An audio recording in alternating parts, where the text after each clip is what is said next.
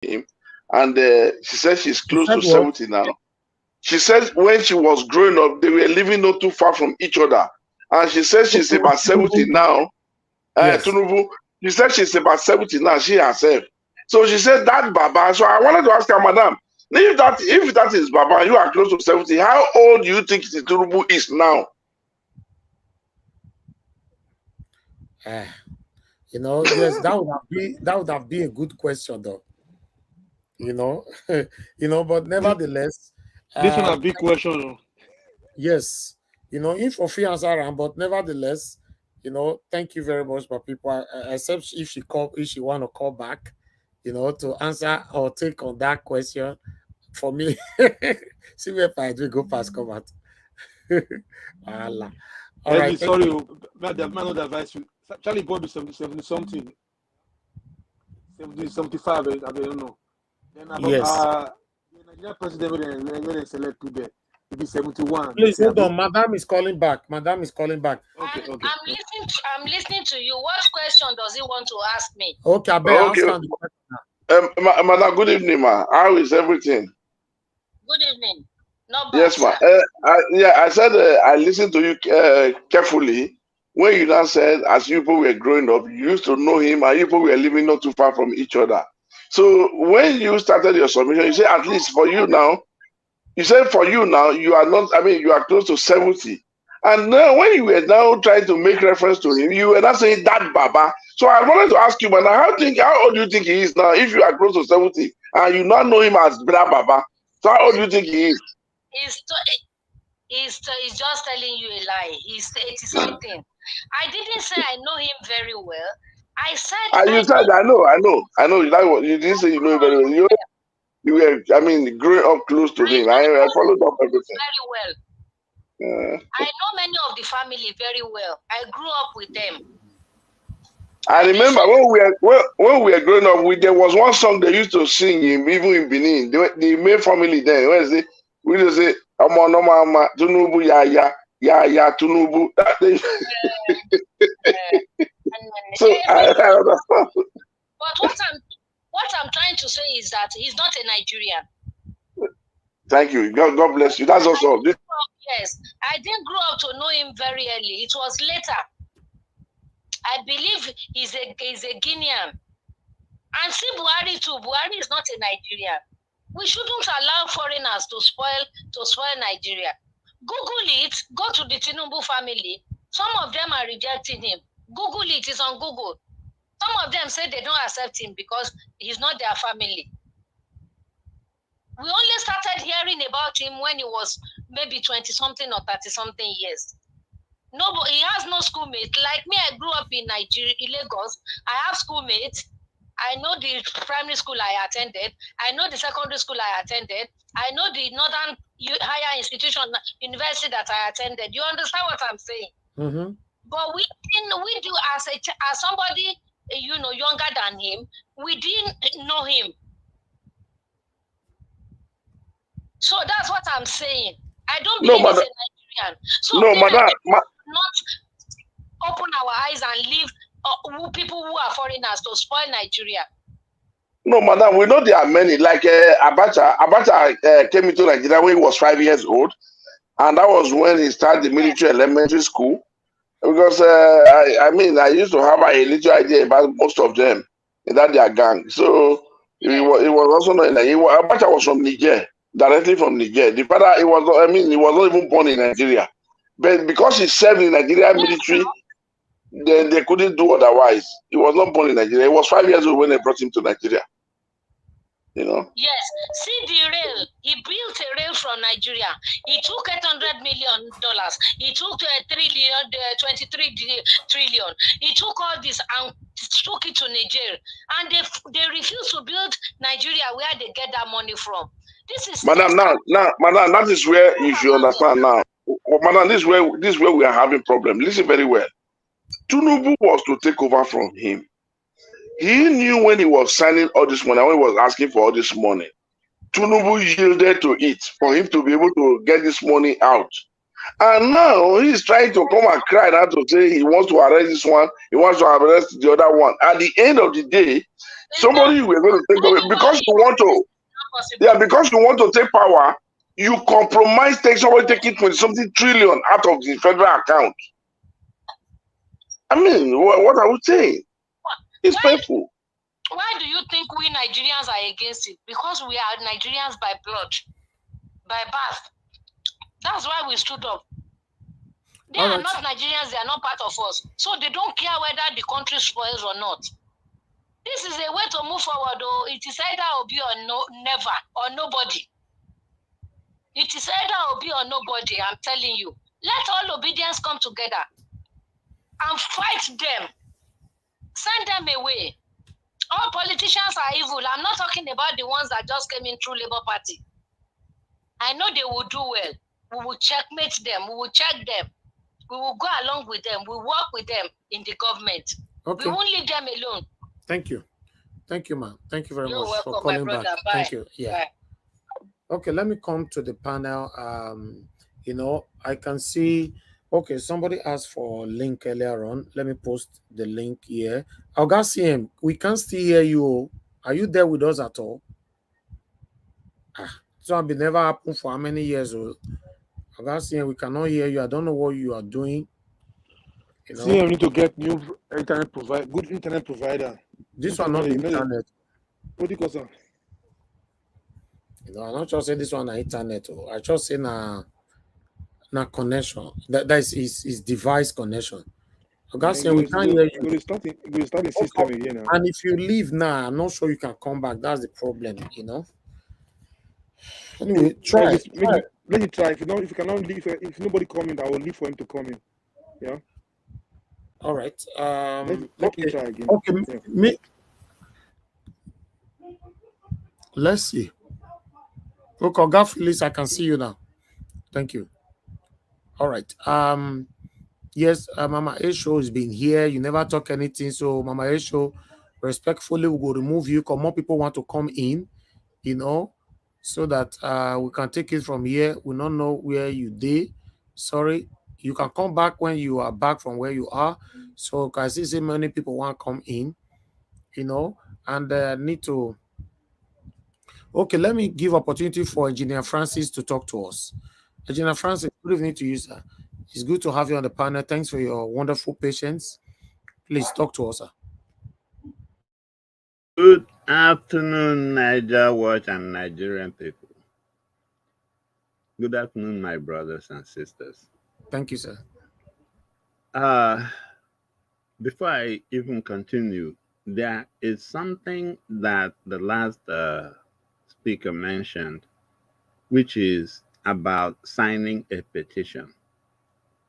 I would like for us to champion that. It's a great idea because the numbers is what will even get the rest of the world to join us. When they see that the numbers are this much, in fact, the pressure of the world will even be on both the judiciary and everybody. Now, there's something I was reading a little bit more on those cabinet chiefs that Tinubu used to replace the other ones. And there's something that is still bothering me. You can notice, especially with the army, the military guys, it's like he brought in a very good number of people. And I believe Shetima brought in too.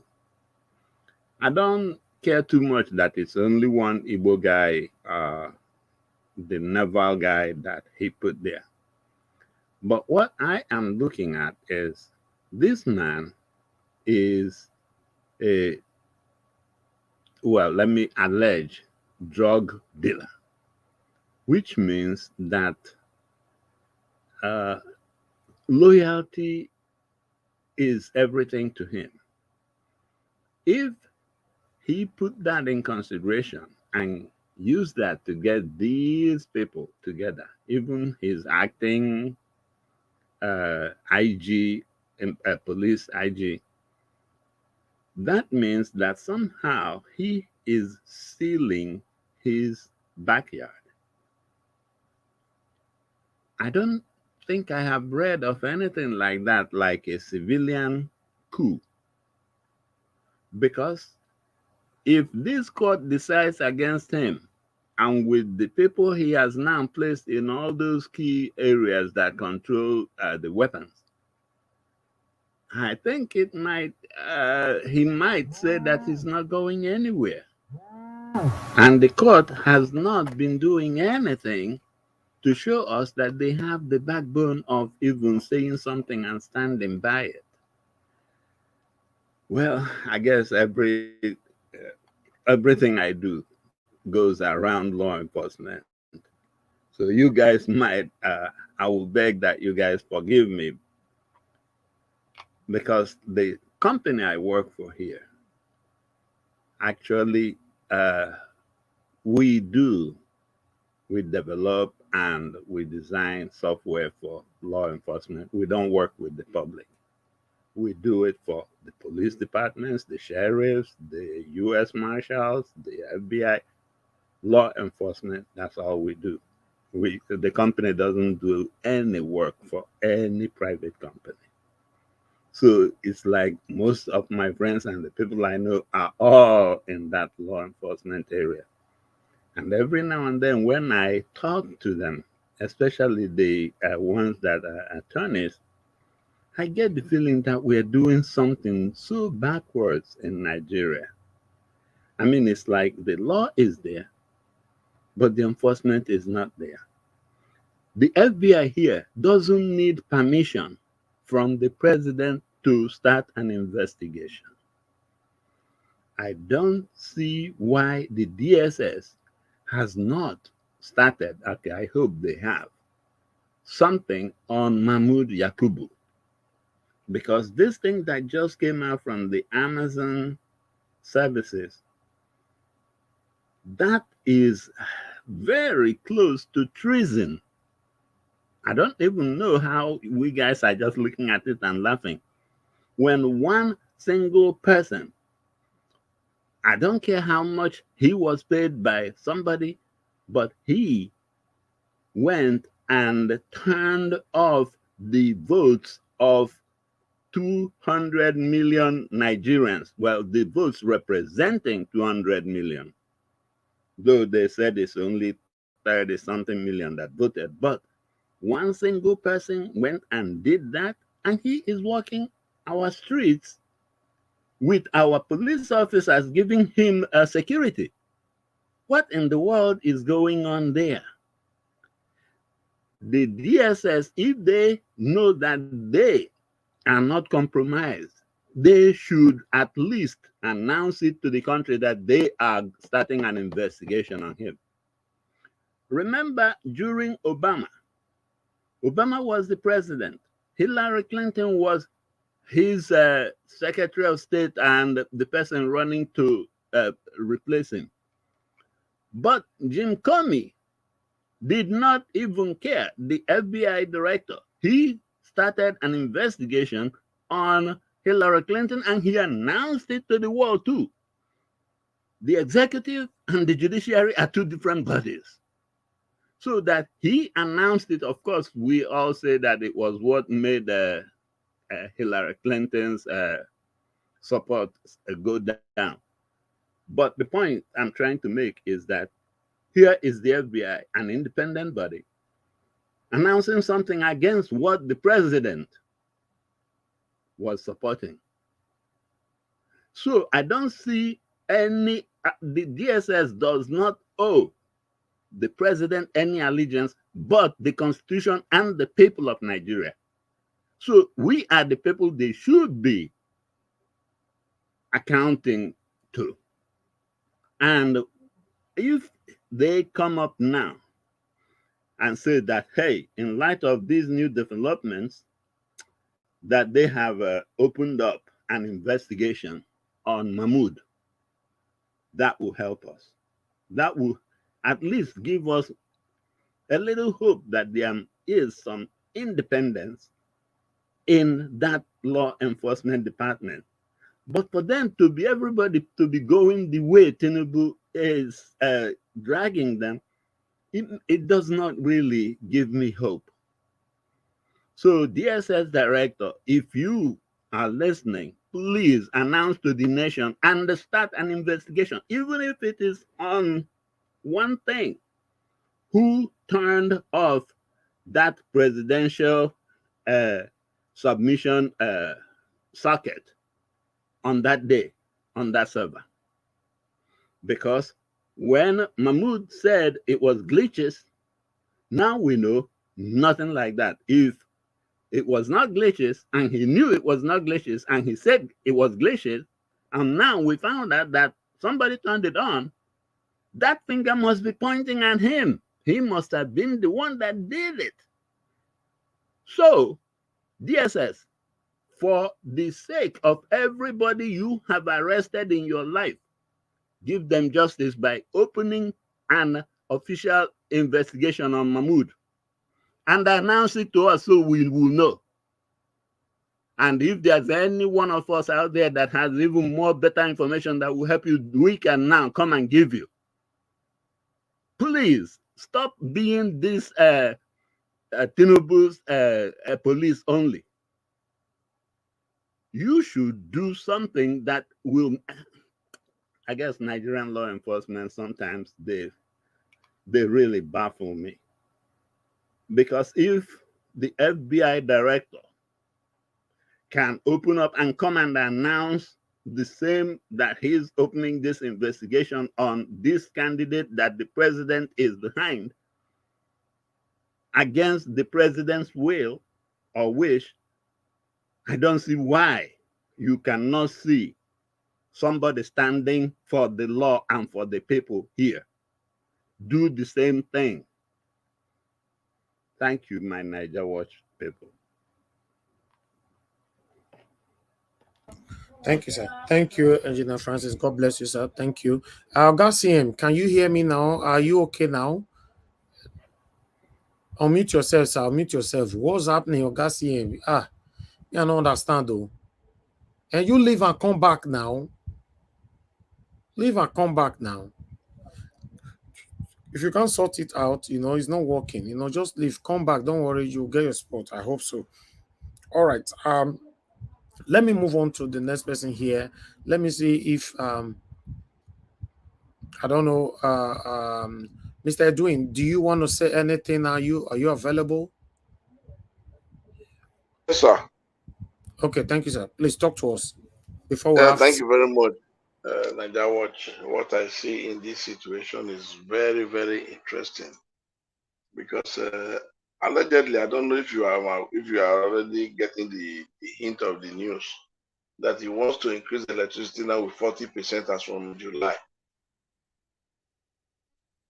Electricity. That to tell you that I will see where APC will now have their electric supply different from what Obedient are getting their own from. We don't know. We will see. And I just want everybody, and let me start with Madam Nena. Madam, I want you to understand one thing.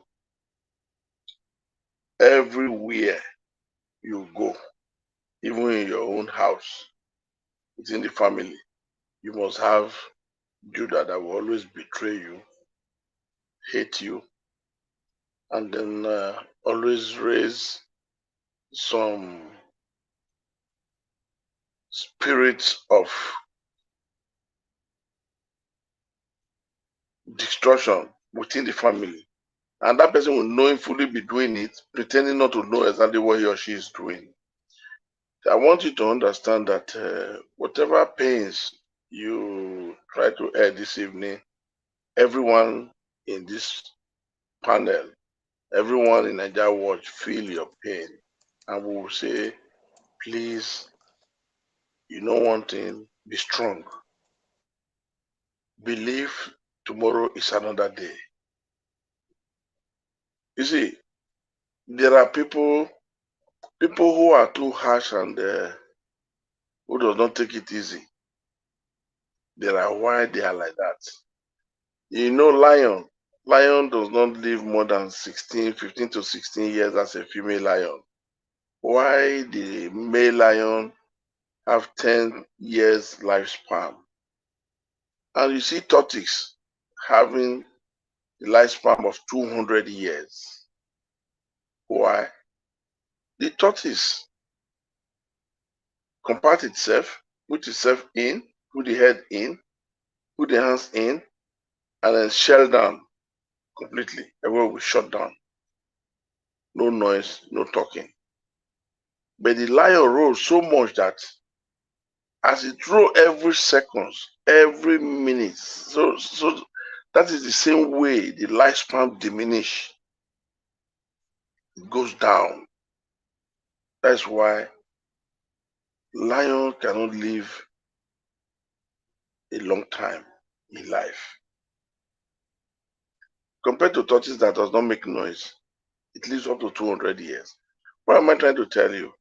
I'm trying to tell you that we know at times you have to react, but patience in most cases always win the battle. Because when you are patient, you have wisdom. When you are patient, you have focus. When you are patient, you don't miss the attention that is required. When you are patient, you don't miscalculate. You know, but when you are rational, in most cases, things go wrong along the line. That is why in life, somebody like me, anything that comes across me now and that happens before me, nothing has ever happened to me that takes 24 hours from me. No. The following day is already behind me. If you come to visit me or you come to see me, you'll be thinking, it's not the person that said, I put it behind me. There are times when you concentrate on what has gone bad, the opportunity for you to concentrate on what will be coming good to cement what has gone bad, you will miss it. So instead, focus, go ahead, and then recalibrate yourself so that you can grab the next opportunity to recover some part of your loss. Please round up, sir. So I just wanted to talk to Madam Nenam. So I beg you, no meaningful Nigerian will always want to hurt the next Nigerian. It's only those people that doesn't know what they are doing. Those that have lost somewhere along the line. So those are the people that is doing most of these things you are saying. It's in everywhere. Nowhere that is perfect. No tribe that is perfect. No family that is perfect. So the only thing I'm begging you is that forgive and then let it go. And then think of how to move on with the rest ones that are reasonable. That is my begging to you, madam. I know you were in pains, and most of us here, we knew it, and that's why I decided to just come into. Why should not they pain? Whether they worry them? What did they do? What did the Igbo people do? Elvis, the one when they give you here water, why you defeat the exercise patient? No, I know, but if you see on this day, Igbo people is too obvious now. I'm not told the truth. So I just wanted to talk to her extra because I want her to understand that's a wonderful word. Forward. Yeah. It's when so something thank you when very much. You need to talk and say when they eat too much for soup, blind person will come the same.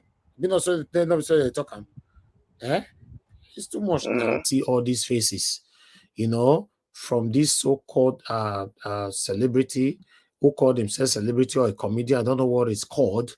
Yes, we cannot continue to hide them. I have to bring it here. Currently trending on social media. You know, that's what he said. I don't know what some people want. You know, let me read what he said there, but it's better because we'll remind them when that time reach. We'll remind them. You know, as you all can see, Tinubu's victory, Peter Obi will go to court for 8 years. God forbid. Comedian Akbororo. Popular comedian Bowoto Tanimola, better known as Akbororo, has taunted the Labour Party presidential candidate Peter Obi, who is currently in court over the 2023 presidential election. During a recent performance, Akpororo required of his audience, Peter Obi still dey go court, Abi? The crowd responded, yes. Then he went on by saying he go still dey court for 8 years. Akpororo added. His joke didn't sit well with many, especially Peter Obi supporters who took to social media platform to berate the comedian after the video went viral on Tuesday, which is just today.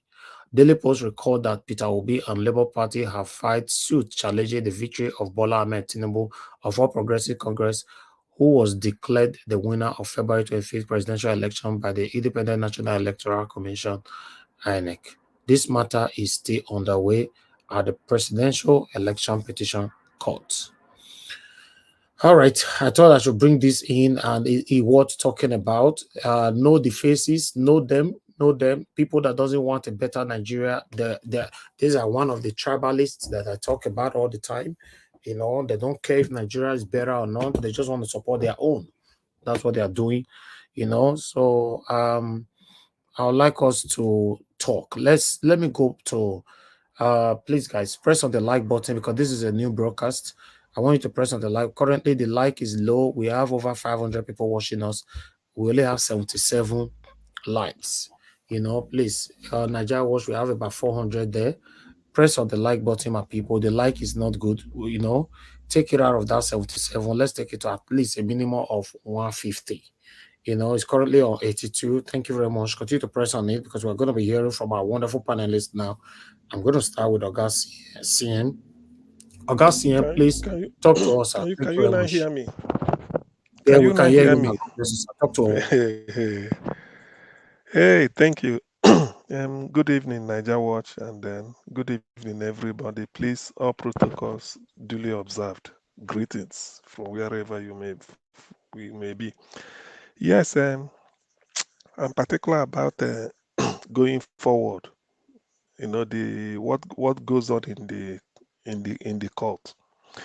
It's quite evident that while the court want to waste time, I mean the opposition, APC and Tinubu's lawyer, they want to waste time. P2B and Labour Party, their legal representation, they want to be moving forward. The case is so watertight that there's nothing they could do to upturn it except to be wasting time. But it's not gonna work. The remarks from the computer engineer that P2B brought in has nailed the INEC as a liar. In fact, Professor Mahmoud, for saying that there was a glitch when there was none. There was no glitch. Even from their own, whoever is saying glitch now must be a compound fool. Because Lai Mohammed didn't say glitch, he said they switched it off. So there is no glitch. And then the computer engineer said there was nothing, it's just human error. Somebody had to go and manipulate it so that they can fabricate result and then read out. You see, this court case is really it should be a turning point. Henceforth, if the judges could not could not make up their mind at the earlier stage, all the proceedings of this week and last week have now given them the correct ammunition they need to round up this case and then declare will be winner, so that the journey to reform Nigeria and then transform the country will start in earnest. The journey from consumption to production will take effect. Regarding those that are trying to bring in maybe to divide obedient on Nigerians through whatever primordial sentiment or this, I don't regard all those. I don't really. I know they can just throw up anything. You could be surprised why after election people are still campaigning. They are now trying to try to bring division among people or this or that with what is happening in Lagos and everything. I don't pay much attention to that. It's just because of Obi. And why are they really even doing this? Because what Obi want to do, that's all. Obi want to open up the country so that everywhere Nigeria will be one massive production place, no more consumption. And when you talk of consumption, I bet Obi may not even encourage importation. We may not import anything. Such a man, he will look for a way to raise money internally, do away with so many things, cut down the cost of governance, use money to finance a lot of projects, particularly as it pertains to education and health and infrastructure. That's what they don't want. Considering the fact that he is also a man who is not interested in stealing. So, well, all those billions and millions they are calling, maybe we know where they are going to. So they do the cabals, those that feel they own Nigeria up and down the country, they don't like it. When I say this, I'm not exempting my people from the southeast because some of them you will see them blatantly rooting for Tifnubu, not because of the fact they know that the man can that the man is also a criminal like them. It's just that they are best of the same feather should flock together. Anybody rejecting Obi is because Obi will get in, Obi will not eat, he will not embezzle money. That's why he said how to fight corruption. They wanted him to say, how can you fight corruption? They want him to say, maybe I jail this person, I make sure I straighten. No, he said, if I'm not stealing, which we all know that he won't, my wife, my family, my friends, and those around me are not stealing. You've cut corruption by 70%. So it's trying to tell you that 70% of corruption in Nigeria happens because the man in charge is corrupt. So everybody will look at the body language. So that's a massive relief, and that's what it's going to do. So all these things happening in court, they could delay it, but eventually we will get there. I do not see any reason. In fact, I have no doubt that victory, Nigeria will, this will be a turning point. And when he gets in, all this, even the tribalism will die down. Be from his broadcast and speeches, try even those ethnic bigots, they will shut up. They won't have anybody to recruit again to do their bidding. This Lagos, they are saying people will realize that, so this is Lagos because Obi is in charge. Nobody everywhere, development will flow everywhere. Streamline even the port that will be making money for Nigeria. Seaport. If Jonathan, with his the what he said when he visited when he came in 20, was it 2011 or 2012, he said Nigeria has no need for crude oil if we can manage our seaport very well. What does that tell you? Because we don't. Some people are pocketing the money. So when Obi comes in, all this money, he would not. Obi won't even borrow because he's not a man interested in borrowing. He didn't do it in Anambra State with the mega resources. This time in Nigeria, we tell you we have a lot. We have a lot of money, only that people are stealing it, and he wouldn't consider borrowing money for what? If I thought he will borrow just to finance one project that will pay it back. They know all these things, but those that are holding Nigeria by the jugular do not like it because Obi is coming to put them out of job. All those class, but by the time Obi gets in, those that will succeed him, we are not more going backwards. He will be the last person, or let me know, is he the last? Sorry, he will be the first person to launch Nigeria the way it should be. I mean, a country like Nigeria with all the talent and resources, we cannot be we cannot be lagging behind.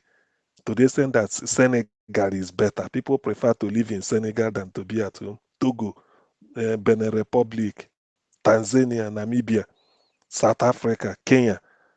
Look at, not to talk of Egypt and Morocco and Tunisia is like a talking of Canada or United States or maybe Sweden. Because Nigeria we are just a giant with a feet of clay. We don't do nothing. These corrupt people do not want to leave. That's why they conspire to switch off the whatever, the software so that the result will not be uploaded in real time, whereby anybody in all over the world, if you log into INEC website, you will be seeing the word according to local government, ward, state, and be doing the arithmetic yourself. They don't want it. It will expose them. They are still going back to the dark days of a forging number. If you see 54, you put 0, you put 10 behind it, or in front behind it, it gives you 1054. Then if your B scores 211, all you need to do is that you use a pen to write, to connect the two figures, the two ones there, and then round it as it becomes 20. So they say, all those type of crude method, is that where it can't lead us anywhere? And yet you want your children to go abroad where technology and everything, but you don't want to use it at home. So he said, all these things are some of these things we have to pass through. But now I urge everybody, I don't want to deal. I prefer the dreams of the future, according to Thomas Jefferson, better than the history of the past. Let's be looking forward. Obi will lead us there. If we continue to be debating squabbles, all those people talking of ethnicity, they will be ashamed. By the time Obi gets in, all these things will die natural death. You found out that everywhere should be home. Nobody is interested. The man who want to sell cattle will even tell you that now is the best time for him to do his business, because there won't be any molesting. The man and the OB is not interested. All he wants is the best. He wants to make sure that Nigeria gets to where it's supposed to be, and not interested in buying house in Dubai, or playing one politician against the other, or playing one ethnic group. Obi won't do that. So he's just the balancing force. What Nigeria needs, a diverse country that will bring development, even unleash your energy. What can you do for Nigeria? Come and do it. What do you want? Is it loan? He will make sure that he tells the bank that this is what you should be doing, and monitor it. Every year you must give us account of people you gave loan. The bank is no longer to trade in foreign exchange and use it to finance a political talks. No, you must do the real banking the way it's done in the West. So there's a lot to hope for. We shouldn't lose hope. Forget about all these periodic hitches. Somebody will bring in something and be doing what or not nothing. That thing can set us back. I know what they are planning, just to divide people and then, start one type of internecine war. Two people will be fighting against each other. Okay, now, since Tinubu came in, tell me, is it petrol? Is it not the same thing? Whether you voted for Tinubu and you are living on Bodilon Road with him, is it not the same thing everybody is paying? The person paying, the person at the petrol station, do they ask you who you voted for? Everybody is suffering the same thing. So why? Why should I feel surprised that maybe my party, you are telling me that somebody from your tribe is in charge, but we are buying petrol the same thing. We are buying petrol the same thing. Because of this increase in price of petrol, you found out that to get a 50 liter petrol, I don't know how many thousand it will cost you now, but you run it on a generator, it may not be last more than 2 days, if depending on how many hours. But somebody quickly in Anambra figured that if you get a gas cylinder and connect it to the generator, may take you a week, you've not finished it. That is the necessity being the mother of invention. And everybody is no longer asking of his ethnic group. All they want is who did that? So you can use this. That is what is life. And not to tell me that I'm in charge. This is my ethnic group. You go here. It's not like that. When you force people out of where they are supposed to live, you do not get what you want, they will lose. Today, UK is looking for migrant labor because they left EU and there's a massive gap.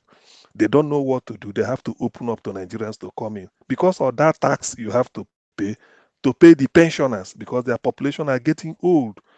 All these people coming here, most of the people coming to work in the UK studied outside. They are not owing student loan. So when they come here, anytime, whatever they earn, they pay full tax and they are not on benefit. So they use it to finance the pension and the old people and that are in care home, in their care services for old people. But some people in Nigeria are still myopic. You don't know that for you to build a city, you have to be neutral.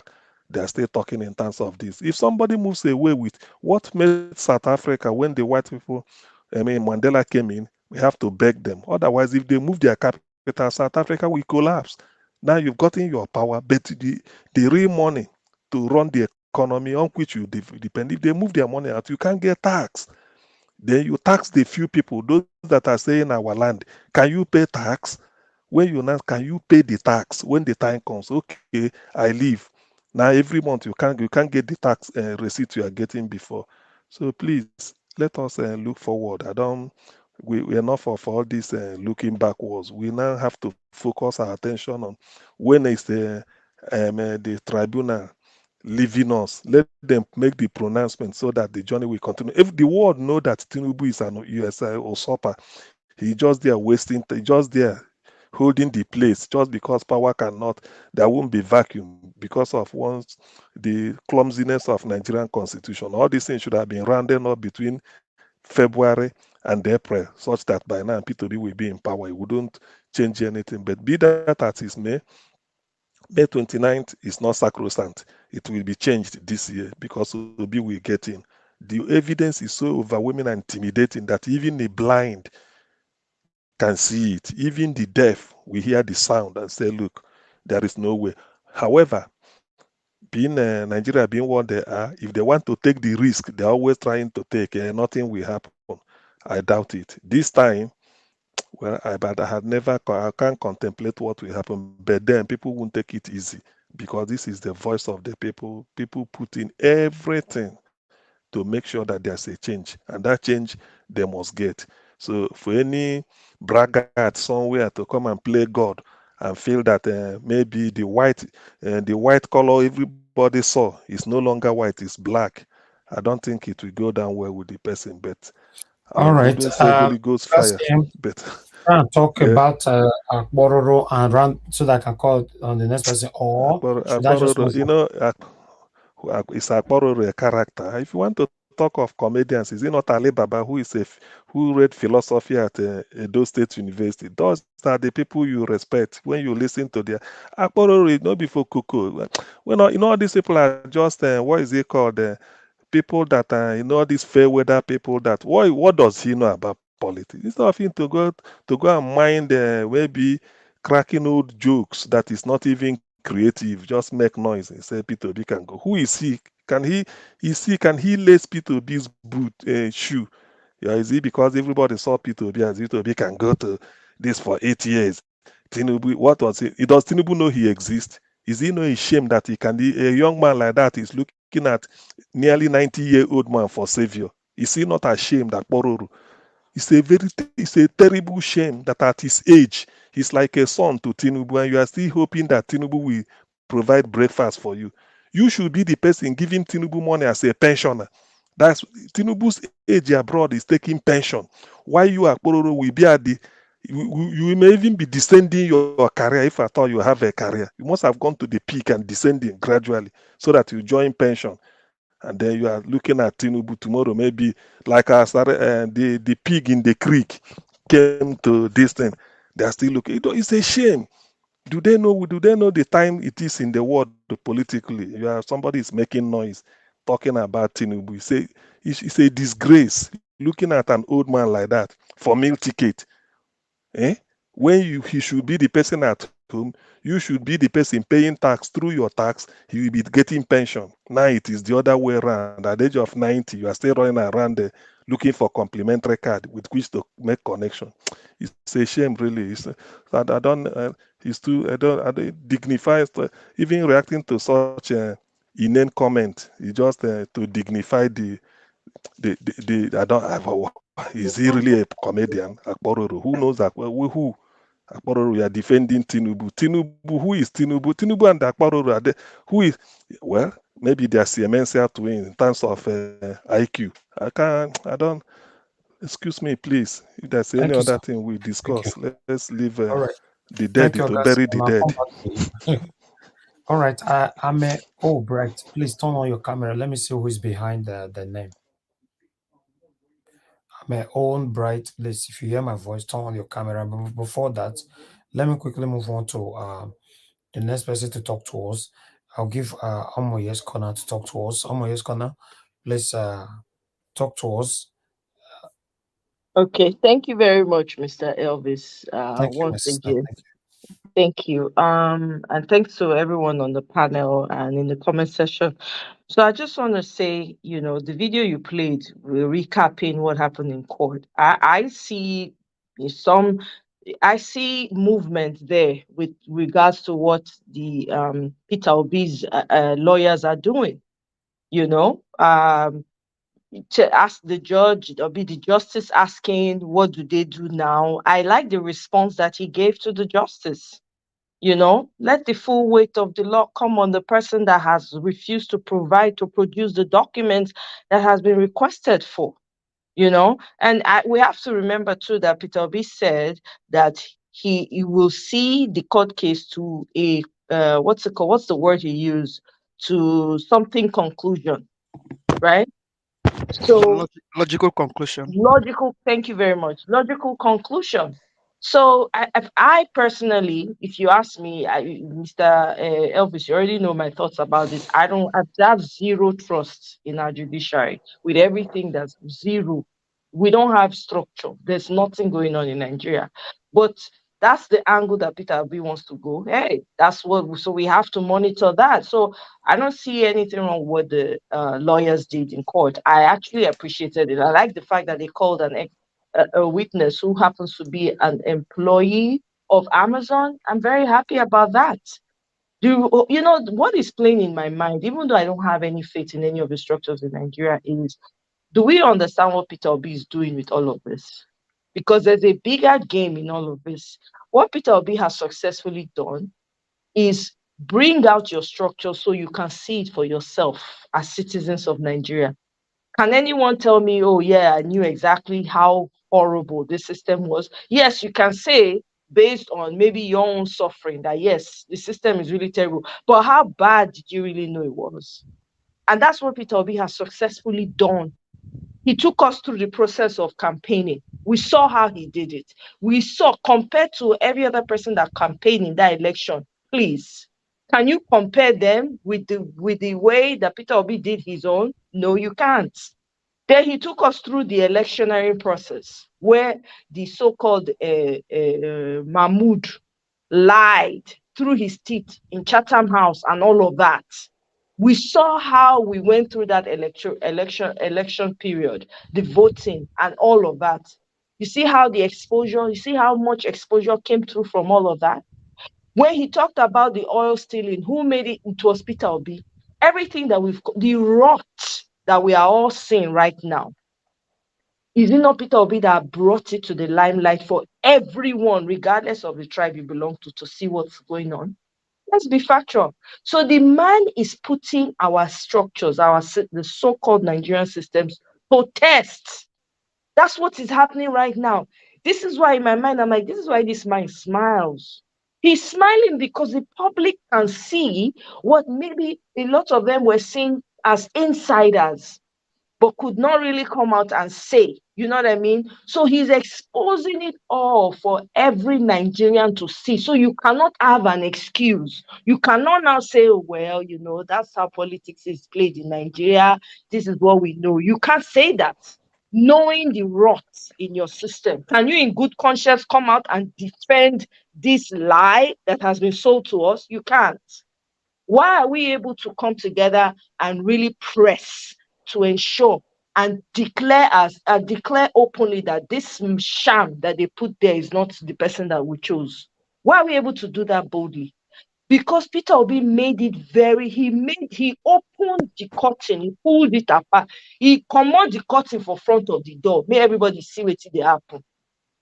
That's exactly what he did.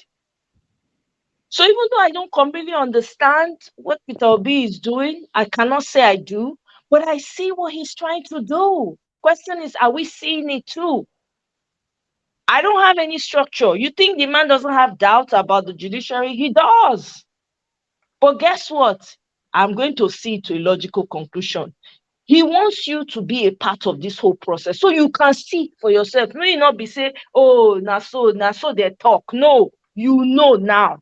Now that you know, what are you going to do to ensure that this system works for everybody? That's what I'm going to say with regards to that court case. I like, hey, for what it's worth, I like the energy they are putting in. I like what they are doing. Mr. Elvis, you said we have till the 23rd. We'll see what happens tomorrow, right? They give them till tomorrow to produce the document. So we'll see. And yeah, we'll do now. We will talk about them. Now, having said that, I don't know. Nigerians need to understand the power of your subscription and the power of your followership. There's a thing called cancel. When you cancel someone, if somebody does something, because people in Nigeria, the so-called yeye British, not all of them, but the majority of them, unfortunately, their brain is empty. I'm sorry. They don't know how to use their platform. When you have a platform, it is people that got you there. So your first allegiance should be to the people, but they don't know that.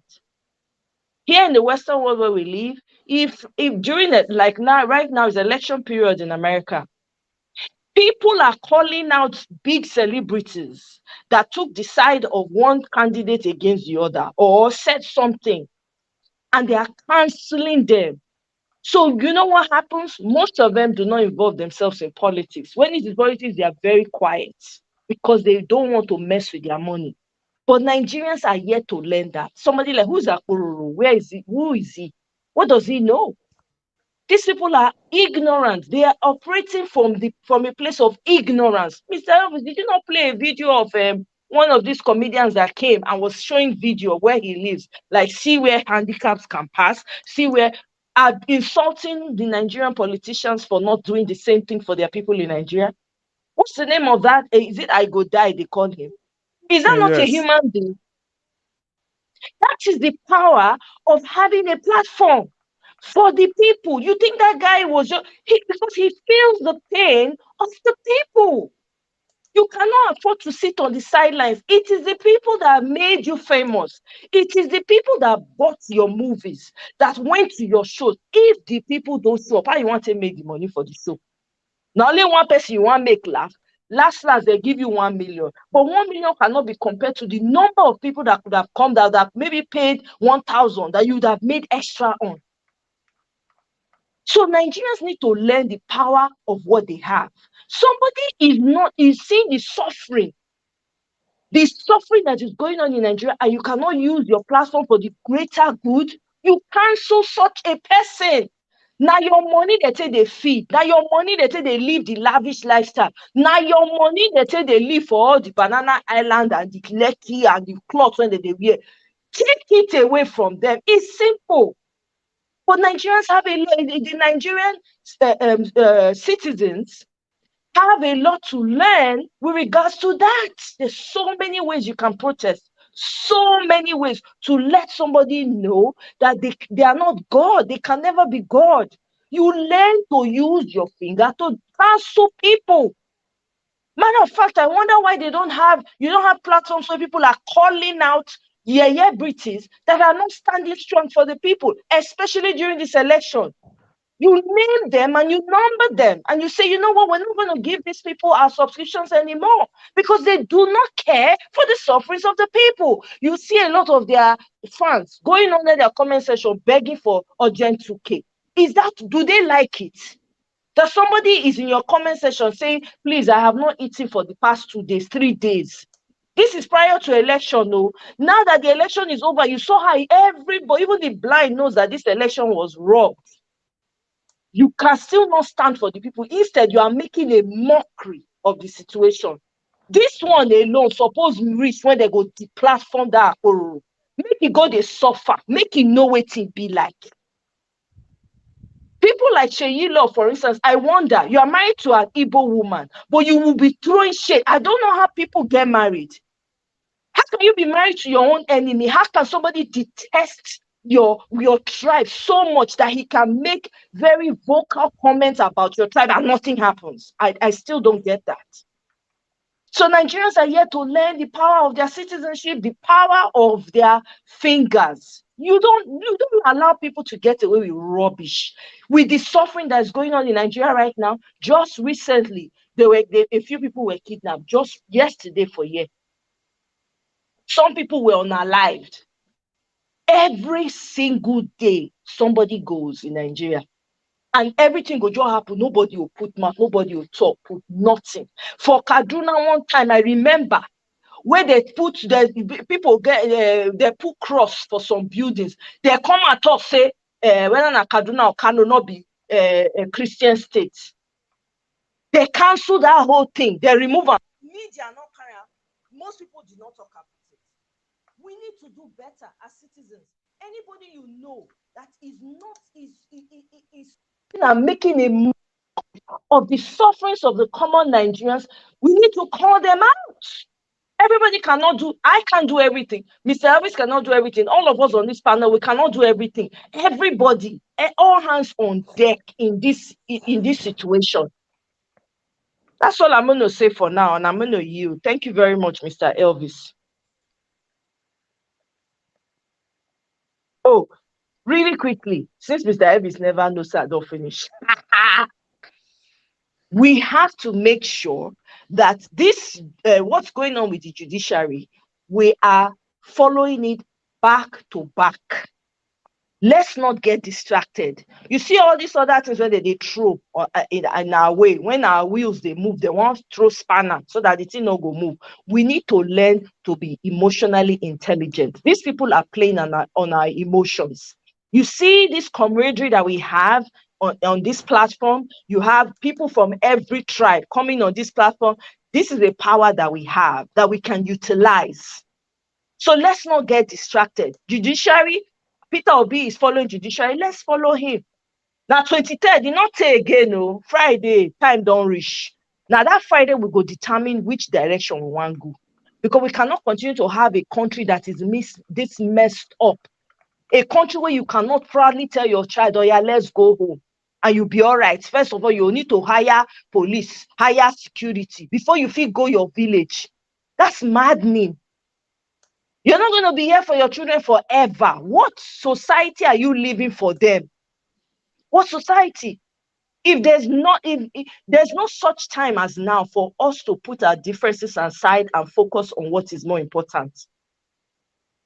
Because you and I know once we will be enter, all these things when they cry, come here every day. This one, tribe, this one, religion, all those, everything go just, it go just buy natural buy. Nobody will be talking about it anymore because if you chop belle full, you wait, you know, remember, even if I match you, because you chop belle full, you go say, sister, you match me now. You're not going to take us seriously. Now, when you never chop, any small thing when they do, all your body go they hot because you are hungry.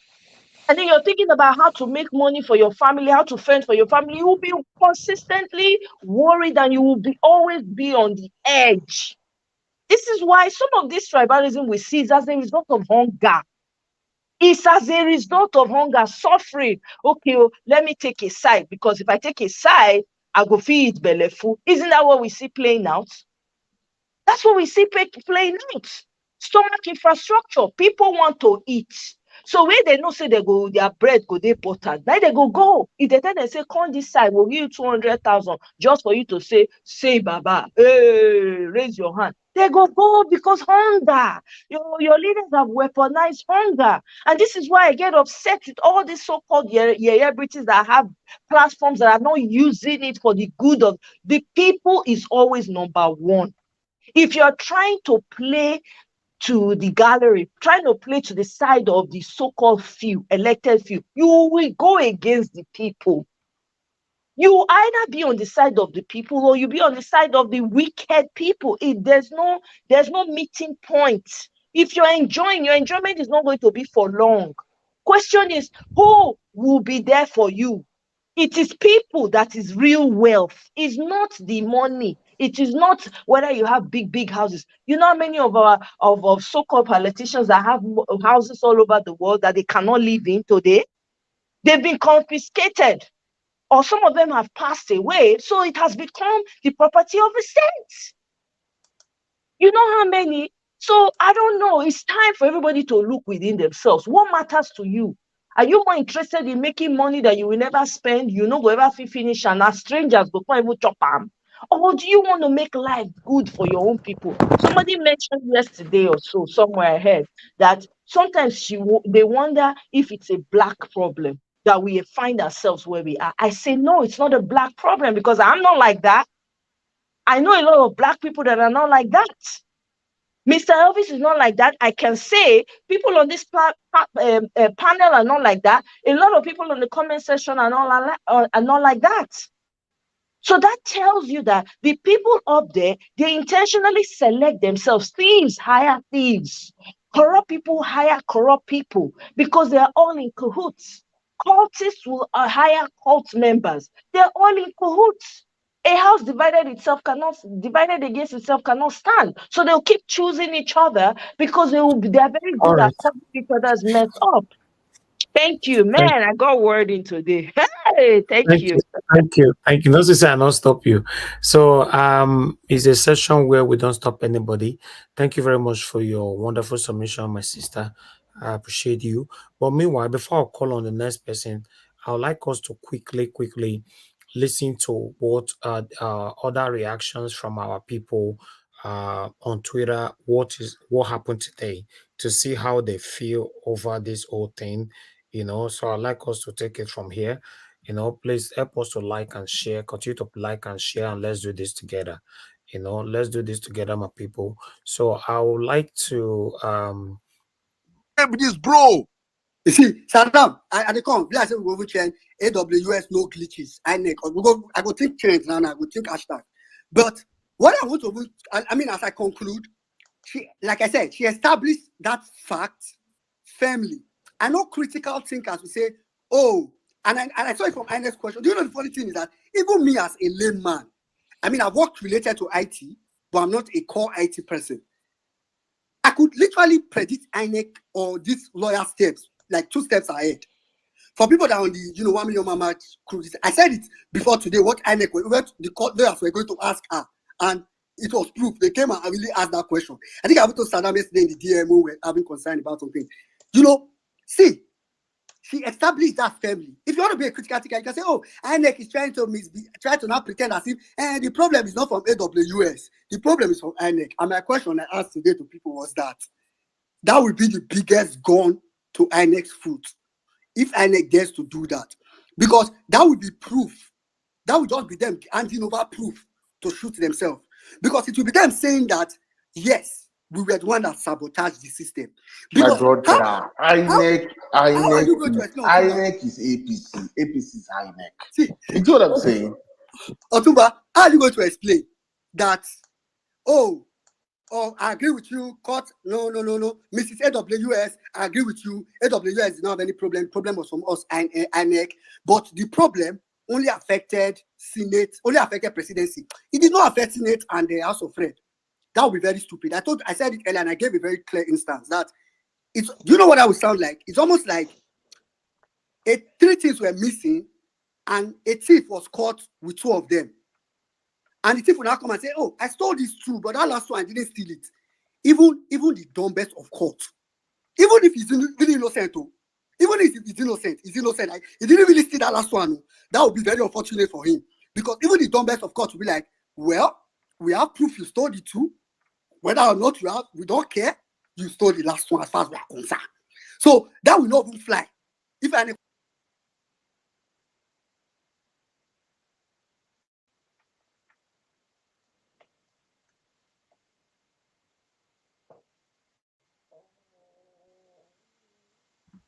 One minute, my people. Sorry about that. Today is the day we won Champions League. It now sounds like a funeral. It now sounds like today we won Champions League. People are crying over Charity Shield, over carrying cup. I will reiterate again. You people read. Wait, you people go and read. If you don't have time, go and read. One of those that believe that we do not have anything. Like we did this during the campaign. It's shaming. It is appalling. It is disgusting. The punishment could be contempt by the court, and the punishment could be either 160 days to a year. Or what's the problem? And okay, well, it's okay. I think say there. That's okay. Okay, no, I'm here. We are listening to our people in the who is reacting to what happened today in court. Okay. Yes, just about 5 minutes or so. Then we'll come back and talk about it. Let's listen to it. Thank you. In a punitive situation, the court can order the person, say, okay, you will just do 1 year for cell or prison, whatever you want to call it. There's a reason why those judges, or judges, let me put it that way. There's a reason why they call them my lord. They are demigods. They are mini gods on earth. So for a judge to now be asking what they will do now that someone defied a subpoena, it is shaming. It is appalling. It is disgusting. For a judge to be saying they want make people they fear God, make INEC they fear God. Ayé ti bàjẹ́. Olúwa mi, ẹ ti ń ṣìrì. Orí yín ti burú. You guys are judges, for crying out loud. You can kill someone with your statements, with your judgments, but you are there acting like idiots, bunch of idiots. I will even call out her name. Aruna Tsunami. Hurricane in America. Tsunami. I don't know what they call her. I can't know if it be justice. Oriyiti Burusa.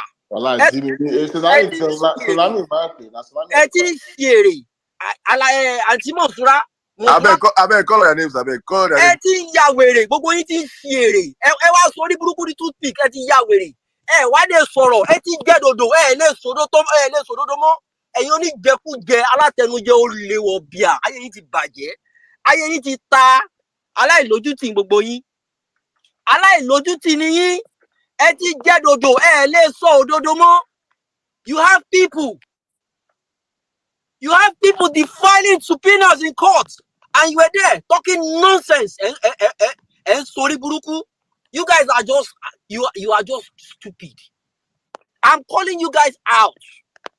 We are calling you guys out.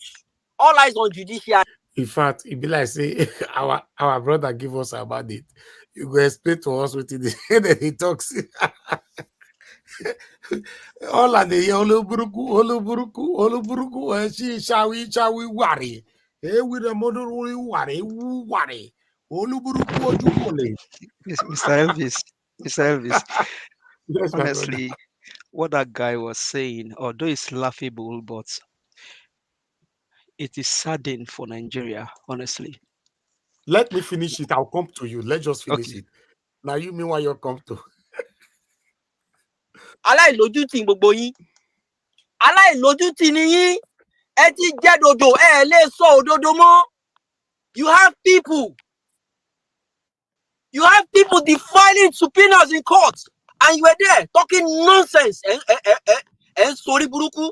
You guys are just you are just stupid. I'm calling you guys out. We are calling you guys out. All eyes on judiciary. All eyes on anywhere. I've done my assignment. Let me check their names. Justice Stephen and Bolu. Jimmy, no, sorry, we will not give. You see those two? Oh, you see those two? One pe ori buruku ni won ti pin kan won.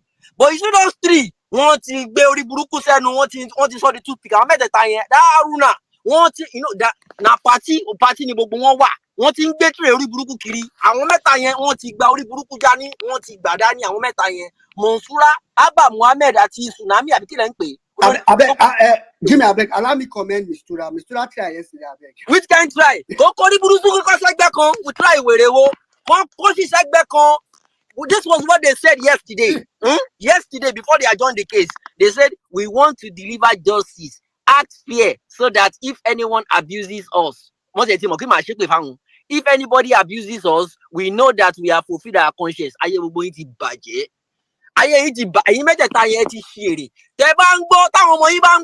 See, Nigerians are pissed off right now. You guys don't understand. You don't understand. You're toying with people's life. God, why do you think they call you my Lord? Oluwa mi in Yoruba, they address you as Oluwa mi in the court. As your lordship pleases, you have the power, the authority to do and undo. You have the power to send someone to death penalty. And you are here talking nonsense. They should fear God. You should have told them to fear you. American judges, they will tell you they're not handing anything over to God. They might hand it over to God, but they will be the one to arrange for that meeting, you and God. They will execute you. But here in Nigeria, at this Ori Buruku, the normality, we've made Ori Buruku, we've made it the order of the day. We don't know when to draw the fucking line. But you need justice. What you said yesterday is different from your actions today. They've been sending subpoenas to INEC.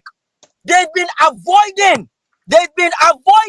You call the talk today, say, why they not come tell you and say INEC they avoid? What in believe they do? What in believe they do? You guys think this is a joke? People died. People committed suicide. We are trying to reclaim our fucking mandate.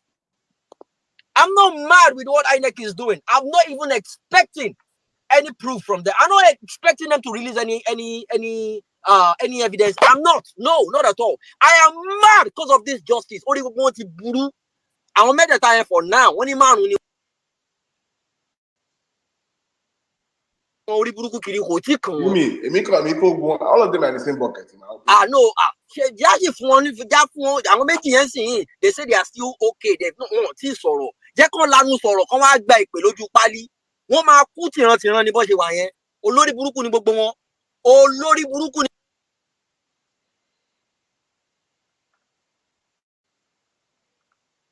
Someone use an hammer to smack it. At least you have some dignity and speak the truth. You are a judge, for crying out loud. You are a judge. Let them remember you for something. Let them remember you for something. Last. Because let me tell you something. At the end of the day, if you don't do the needful, you will be useless. You will be useless because there is no judgment you give in that country that will hold water. Tinubu can easily destroy. It can easily turn it over. It can even easily turn it over. I want you to know that for a fact. Now, you have the power to do the following. You have the power to interpret the law. You have the power to settle legal disputes. You have the power for punishing violators. I'm reading you the 6 branches of judicial law, Neo.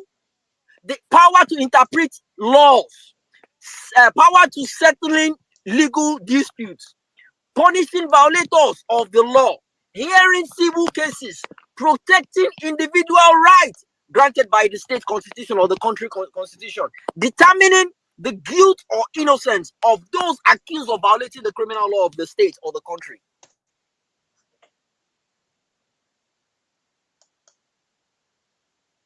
Someone, they should fear God. They should fear God. You are a God on your own. That is the reason why they put you in that post. You're meant to be feared. You're meant to actually put someone. Someone is meant to be paying for the delay right now. So it's not even about INEC. It's about the fact that the judges are even gaslighting along with them. Because they talk, say they should fear God. Everything they are doing, let's remember God in our doing so. No God is going to come down to help anybody. We've done our due diligence. All we just want now, do the fucking right thing. Don't add to the judgment. Don't take out of it. Do the ruling according to the way it is. That is what we're asking for. Olori Buruku, our media no.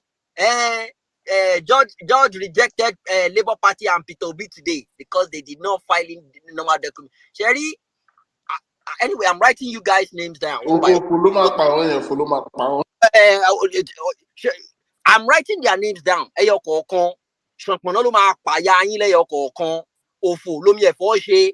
Omi vegetable òfò ló ń ṣe ẹyọ kọ̀ọ̀kan báyìí ẹ máa ṣe òfò ni ọ̀kọ̀ọ̀kan lọ́mọ wọ́ yọ ìgbálẹ̀ tó bá ti fi ń gbálẹ̀ báyìí tó fi ń jábẹ̀ ẹyọ kọ̀ọ̀kan ló máa fòyọ́ bẹ́ẹ̀ ṣe máa fòyọ́ nìyẹn lẹ́yọ kọ̀ọ̀kan ẹ̀yin olórí burúkú yìí. Your nation You're dealing with a whole country. And what's sorry buruku? It's for the bread and butter. And then no courtroom. We did well today in court. For the record, Saddam, I actually got a news that we have what's it called? A witness. But I didn't believe it. That's the honest truth. I did not believe it. When I heard about her, I did not believe it. But I was shocked yesterday. That is the honest truth.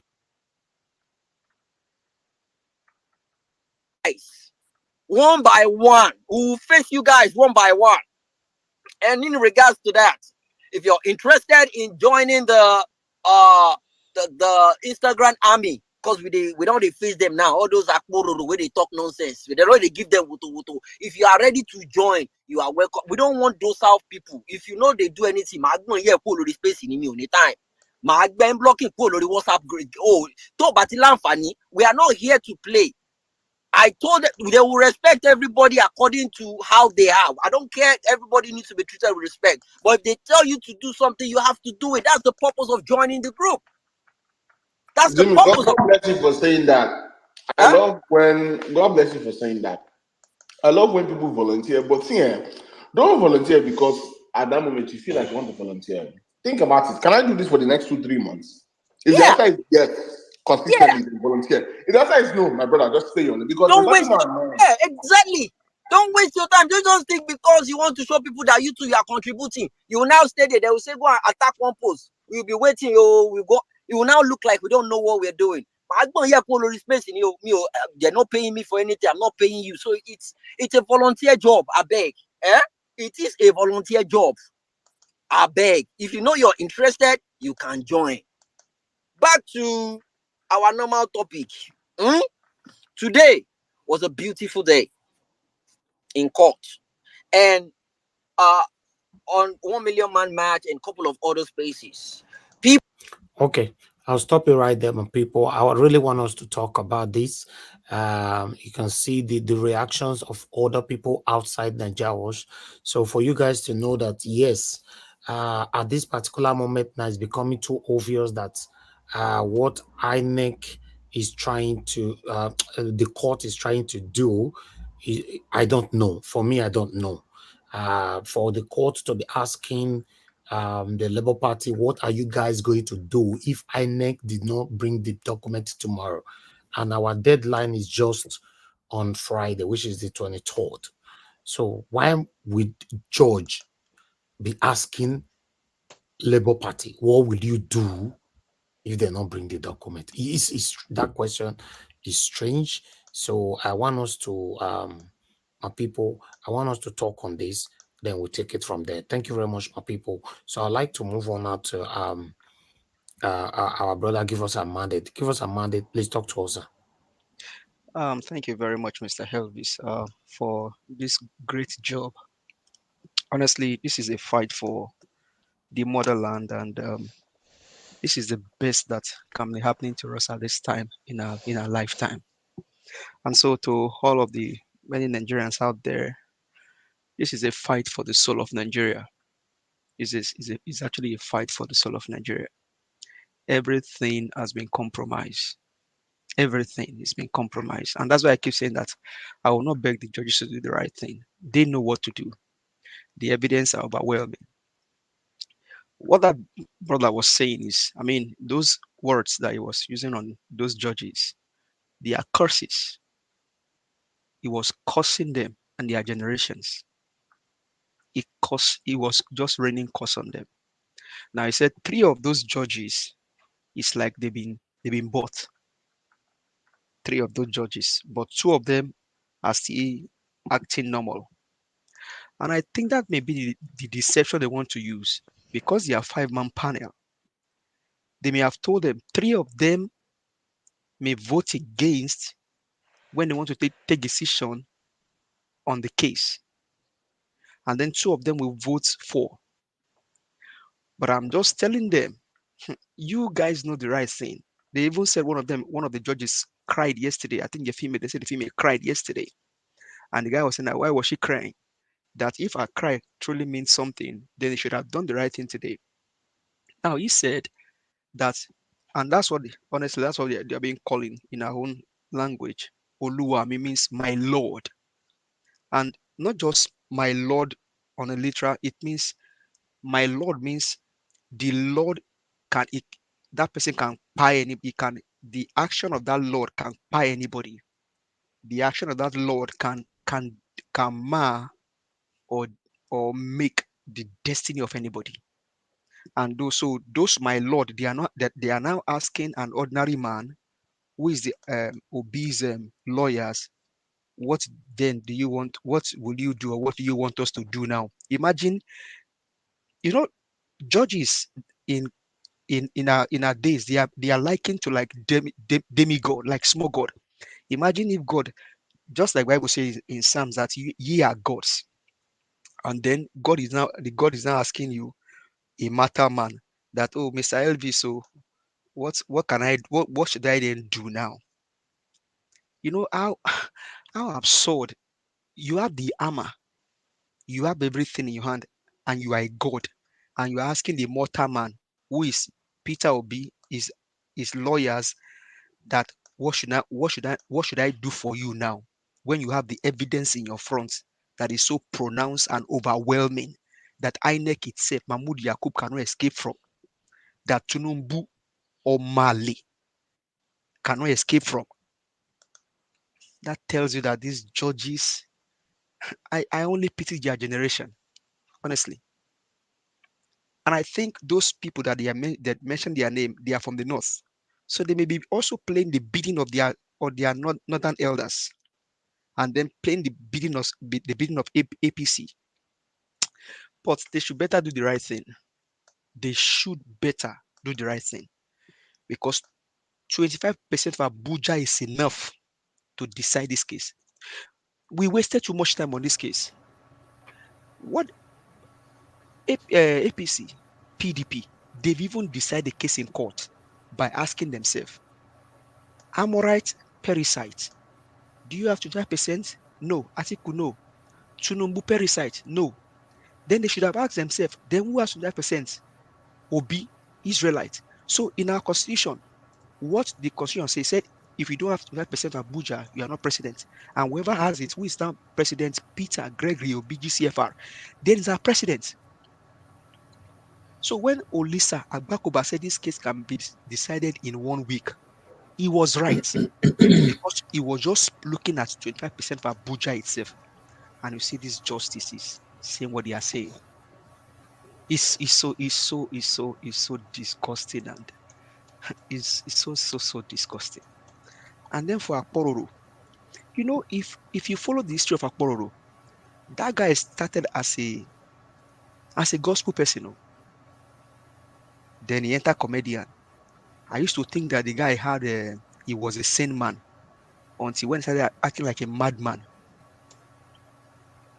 These are people, Yoruba call them Omoju or Olari. That means they've not seen wealth, they've not tasted wealth before. He may be a comedian, maybe he has millions of naira, but possibly that does not mean he has probably felt wealth. He's an ass licker, eating from his master's table.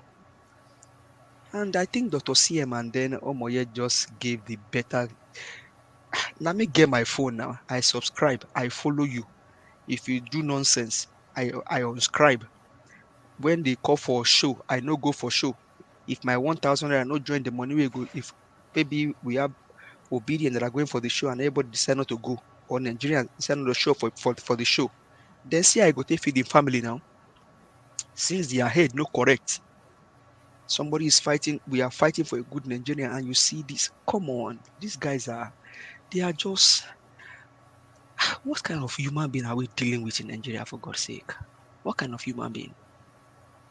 Man, these guys are just bunch of irritants. They just irritate you with their nonsense talk, and maybe even though it's cracking joke, that joke maybe I may be right or wrong. Maybe it was cracking joke, but I don't know. But such should not even be a joke. This is a destiny of your country, and you see this arrant nonsense human being I mean, I don't blame him. And I think he's from Okokomaiko, maybe from PPL bus stop. And all of a sudden, God helped him. He got there, and now, man, this. And then Sheyilo. I can only, man, Sheyilo, the wife tried, though. Honestly, the wife, na woman with patience. Maybe when you know eat for 2 days, then your sense will correct. Say, they come on, these guys they are just bunch of clowns. Even a madman can feel it. I mean, there was a video of a man. These guys they are just bunch of clowns, bunch of clowns. And to the AWS witness they brought, what a better way. That lady just gave the analysis. All I can also ask for is if Amazon I think they said Amazon itself was even willing to come and testify that nothing happened to this and Mike Guinea told us. He said Beavers did not fail. RF did not fail. It was human elements that failed in this year's election. You could see how Mike Guinea came to this platform and spoke to us with passion. He said Beavers did not fail. It was human element that failed. Peter Obi won this election. Peter Obi won this election. And that's where it bothers, it pains people like me that a man stood for the truth. And you can see, man, these people they are just bunch of nonsense human beings. And the justices that you have the knife, you have the armor, you have everything, and you are asking, what do you want us to do now? Okay, if you don't know what to do, declare it. Tinubu did not win the election. Peter Obi win the election. I am telling you what to do now. Because you yourself, most of you even waited for Peter Obi. Justices, if you don't know what to do, let me tell you what to do. Peter Gregory Obi, President, Commander-in-Chief of the Armed Forces of Nigeria, won the election. Go ahead and declare him as a winner. He won the election. And for Mahmoud Yakub, he's riding on the precedence of the one he selected. Because if Tinubu cannot come to court, Mahmoud Yakub dare not come. Because if Mahmoud Yakub show up, they know he's going to reveal stuff when they start asking him questions. So they would have told him, don't show up. But they are only doing damages to themselves. They don't know. Some Nigerians may be silent now, waiting for what's going to happen in court. But the justices, you know what is right. You know Peter Obi won this election. If you don't know what to do, I am telling you now, Peter Gregory Obi won the election. And for Apollo followers that are truly Nigerians and obedient and want good for Nigeria, please don't show up again on his show. Don't buy his ticket. Unsubscribe if you're a follower of Apollo. If you're on his Instagram.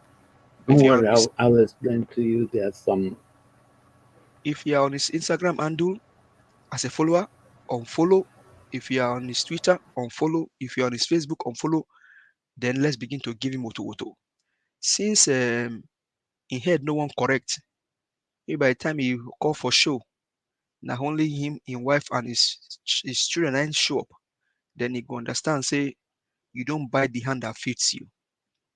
That is how we start dealing with them. Because we are all fighting for better Nigeria. And if Nigeria is not better, I wonder how he himself won't take do show or crack joke. Thank you very much, Mr. Elvis. I eat for now. Thank you, my brother. Thanks for your submission. I appreciate you. Okay, guys, please, can we press on the like button on this broadcast? We are still on 172 since for the past 3 weeks now. 172 is today. Can we press on the like button, please? Let's take that forward. If you can hear us, then encourage us by pressing on the like button. Thank you very much, my people. You can help us to share as well. Press on the $ sign, support what we're doing here. God bless you. Let me call on Mr. Felix. Mr. Felix, are you there? Mr. Felix, you are not available? Okay, let's assume you're already sleeping, Mr. Felix. So let me move on to Engineer Francis. Do you want to say something? Actually, I do. Okay, sir. Talk to us. Have you guys ever heard of a case or a situation that is of national interest and it goes for days without hearing the next moment that the FBI is on it? So our equivalent of the FBI is the DSS. Does that mean that they do not understand that what P2B is trying to prove in court is that... Engineer Francis, can I interject you, sir? Go ahead. So, you live in the US, I live in the US. You're talking about a system where law and order is a thing of the day. But we cannot accept that No. lawlessness is acceptable in Nigeria. That's the point. There is lawlessness because the day they swore in Tinubu already, that is when they created lawlessness, and DSS will not do anything. They cannot do anything because they cannot buy the hand that fits them. They cannot, even though some of them are willing to do, they will not do it. So you are comparing a working system to a system that is not working. That is my challenge with you. Did you see what happened when MC Olomo did what he did?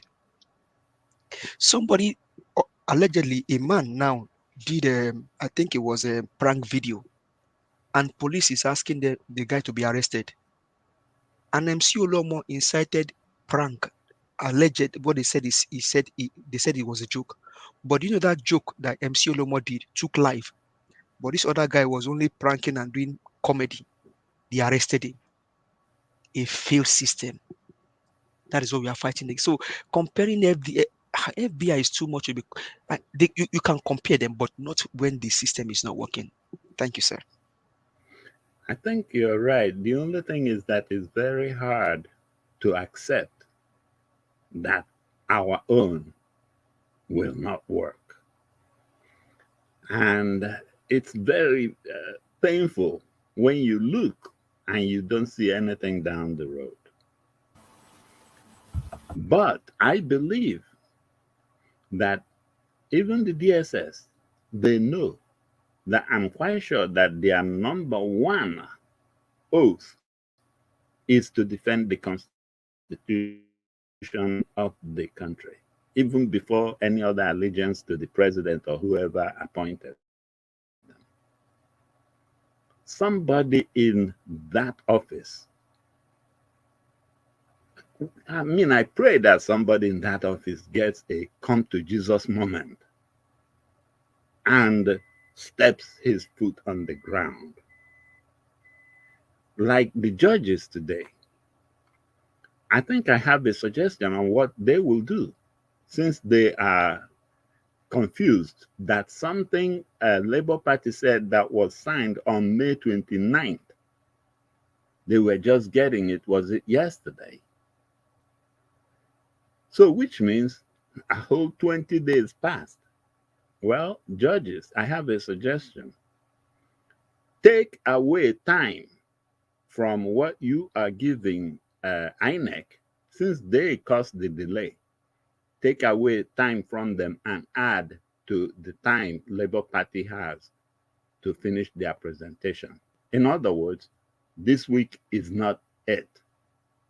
INEC, you signed something on the 29th of May, and you waited, enter June, June 10th, June 19th, 20 days to submit it.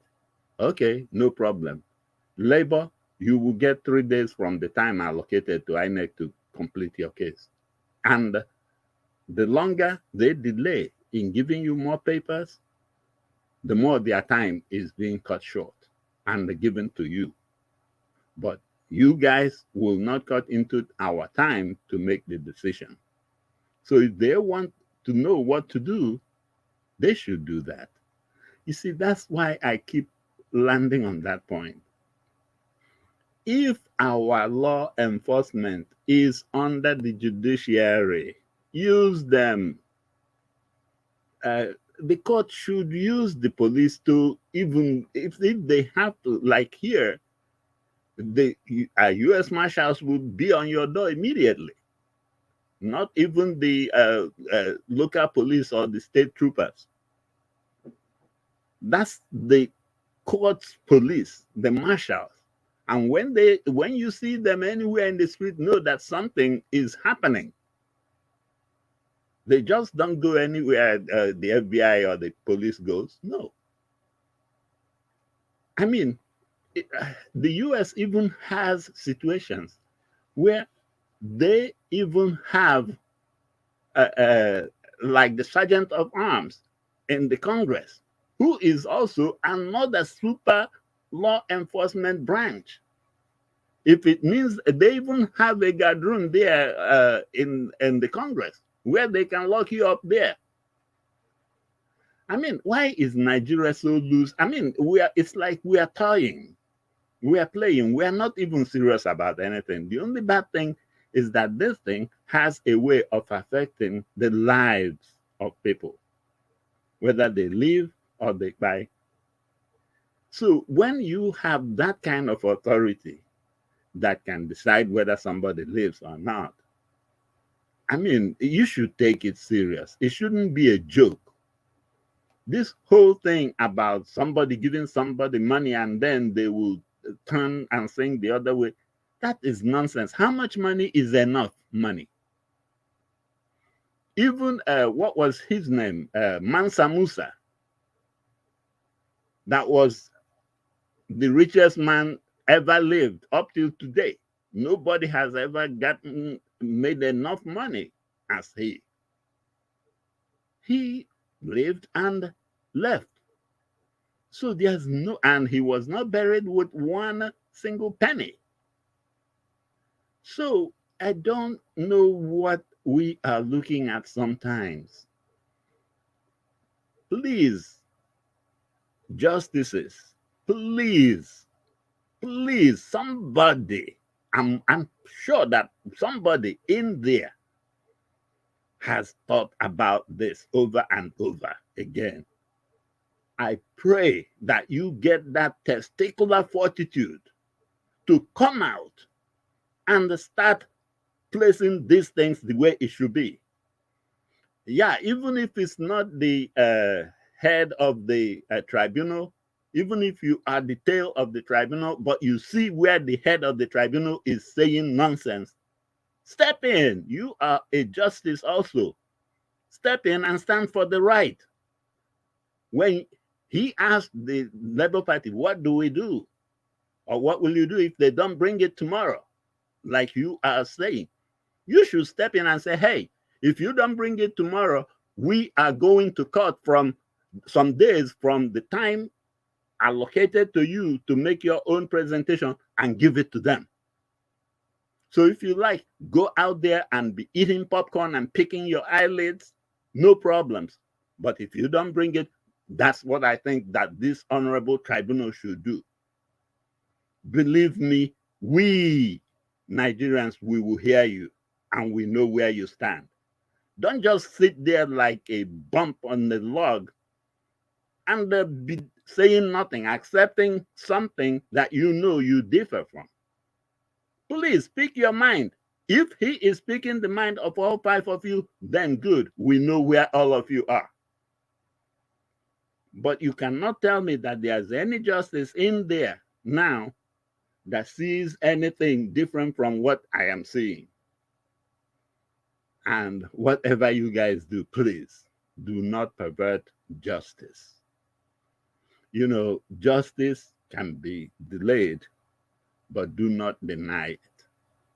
And when you are dealing with over 200 million people, please, whatever you do, in the name of whatever you worship, please be sure that you do not stand on the wrong side.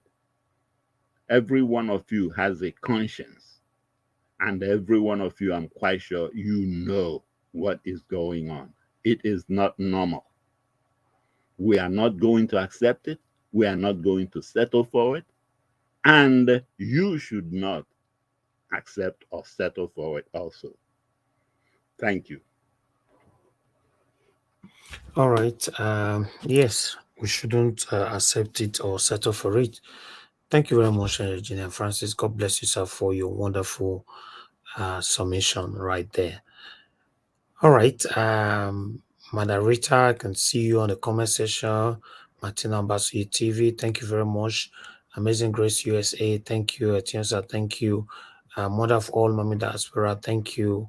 Ian Show, Samuel, I can see you. God bless you all. Stone P, thank you. I appreciate you all. Thank you. Peggy Modi is right there with us as well. Glory is with us. Ina is with us. Mother Patricia, Enofe, my sister, thank you very much. I appreciate you. Mother Patricia Tagbojumi, thank you very much. And God will bless every one of you right there. Okay, let me come back again to the panel. Please press on the like button and help us to share. My people, we are still here. So we're still going to be here for the next couple of hours probably. So let me call on, let me go to Mother Patricia this time, if she's available. Mother Patricia, are you available? I am, Mr. Elvis. Thank you. That was a long wait, right? Yes. Yeah, but it's okay. Thank you very much for your patience. Yeah. With everything that we've presented so far, what can you tell us? Thank you. Okay, I was actually going to draw your attention to someone on the platform.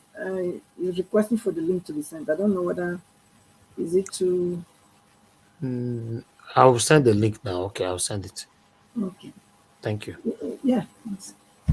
Yeah, all that we presented. Wow, it's a lot. The judiciary, they should just do the needful. They should.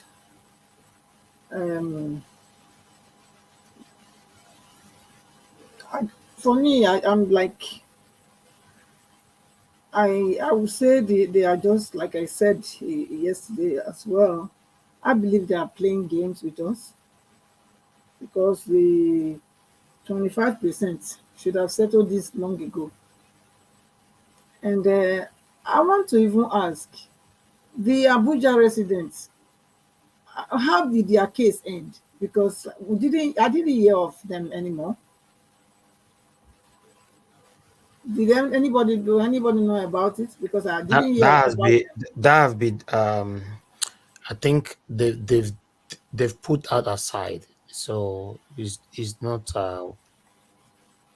part of the journey anymore. Let me put it like that. Okay. Yeah. So that's one of those shenanigans. That's out. That we are talking about, because they came out, it was like they were fighting, but then again, at the end, they pull out.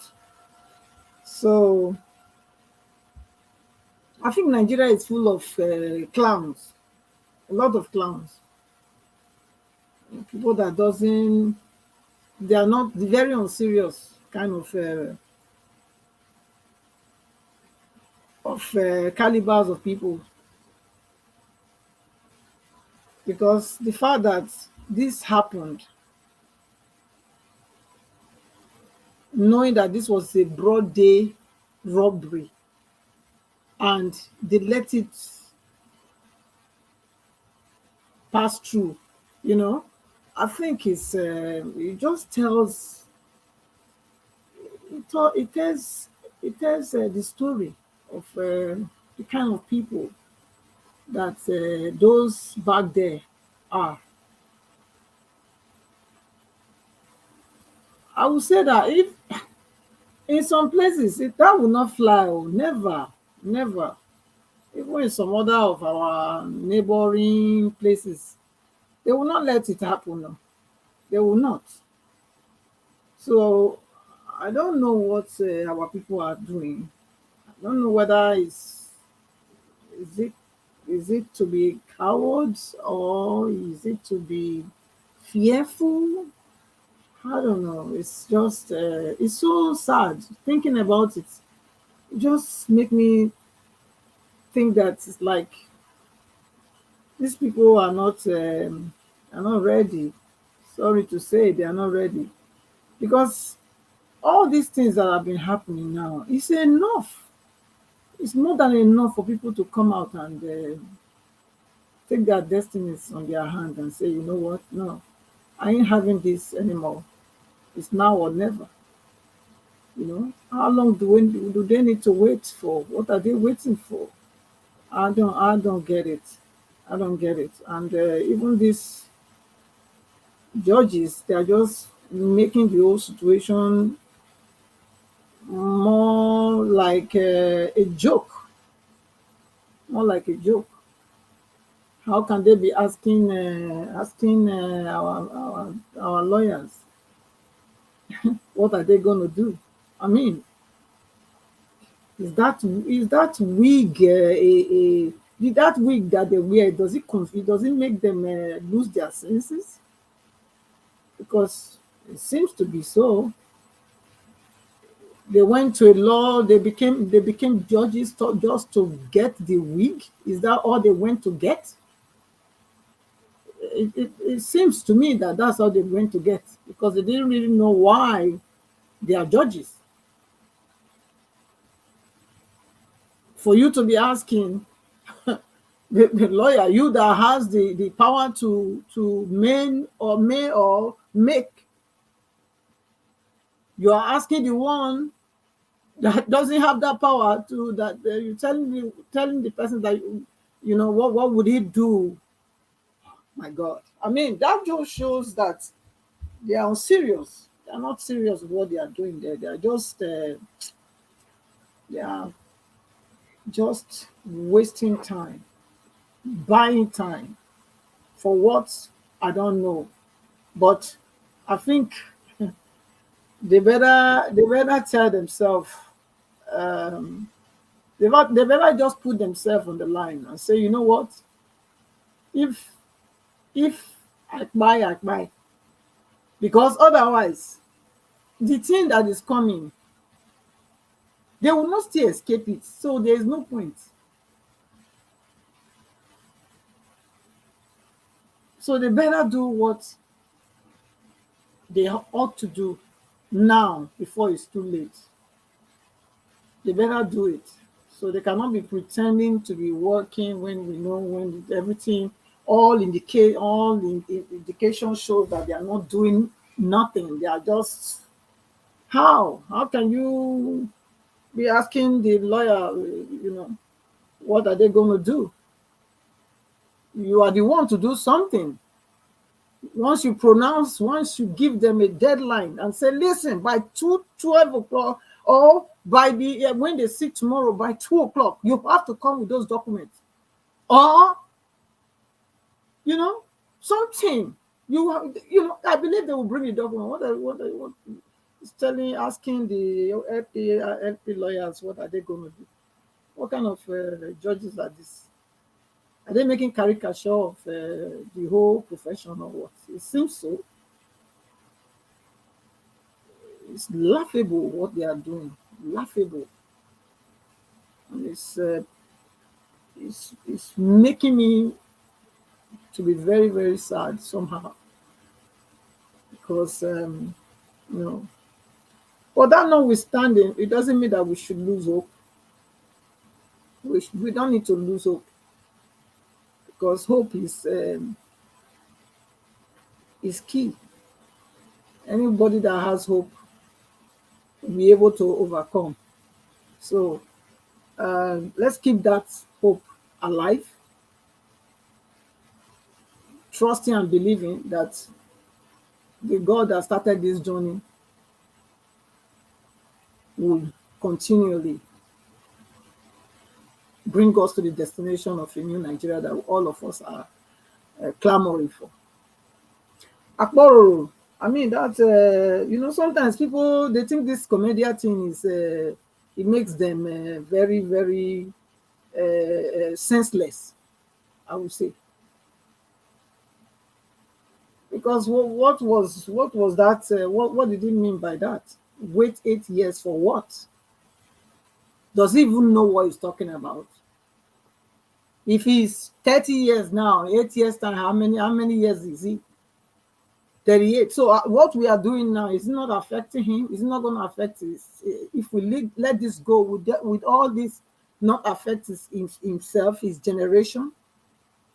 Does he really know what he's doing, or is just he's talking for stomach infrastructure?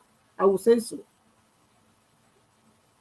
But that you are a commander doesn't make you unreasonable, and talk loose. Now I didn't expect it from him, because you could have said that, especially from Delta State like that, somebody like that they can see that is where you should be clamoring more for a good governance, and not this Tinubu's regime. So what was that? Come out to open your mouth and just talk, waiting for 8 years. Wait for 8 years for what? You know what 8 years is? A child that they born today now, 8 years now, don't you know that child is already from almost primary 2 or primary 3 in some places? Is that something just to throw away? Please. So, Mr. Elvis, yes, there is hope. Let's wait and see tomorrow. Thank you. Yeah, thank you. Mr. Niger Watch, I have a suggestion. Okay. And the suggestion is to obese attorneys. When they get to court tomorrow. What's the suggestion? The suggestion is this: for them to ask the court, hey, since these people are killing the time, cut from their time and give us to the time we need to make our presentation. Let them debate it. Since the court doesn't know what to do, obese attorneys should suggest it to the court, and let's see their take on it.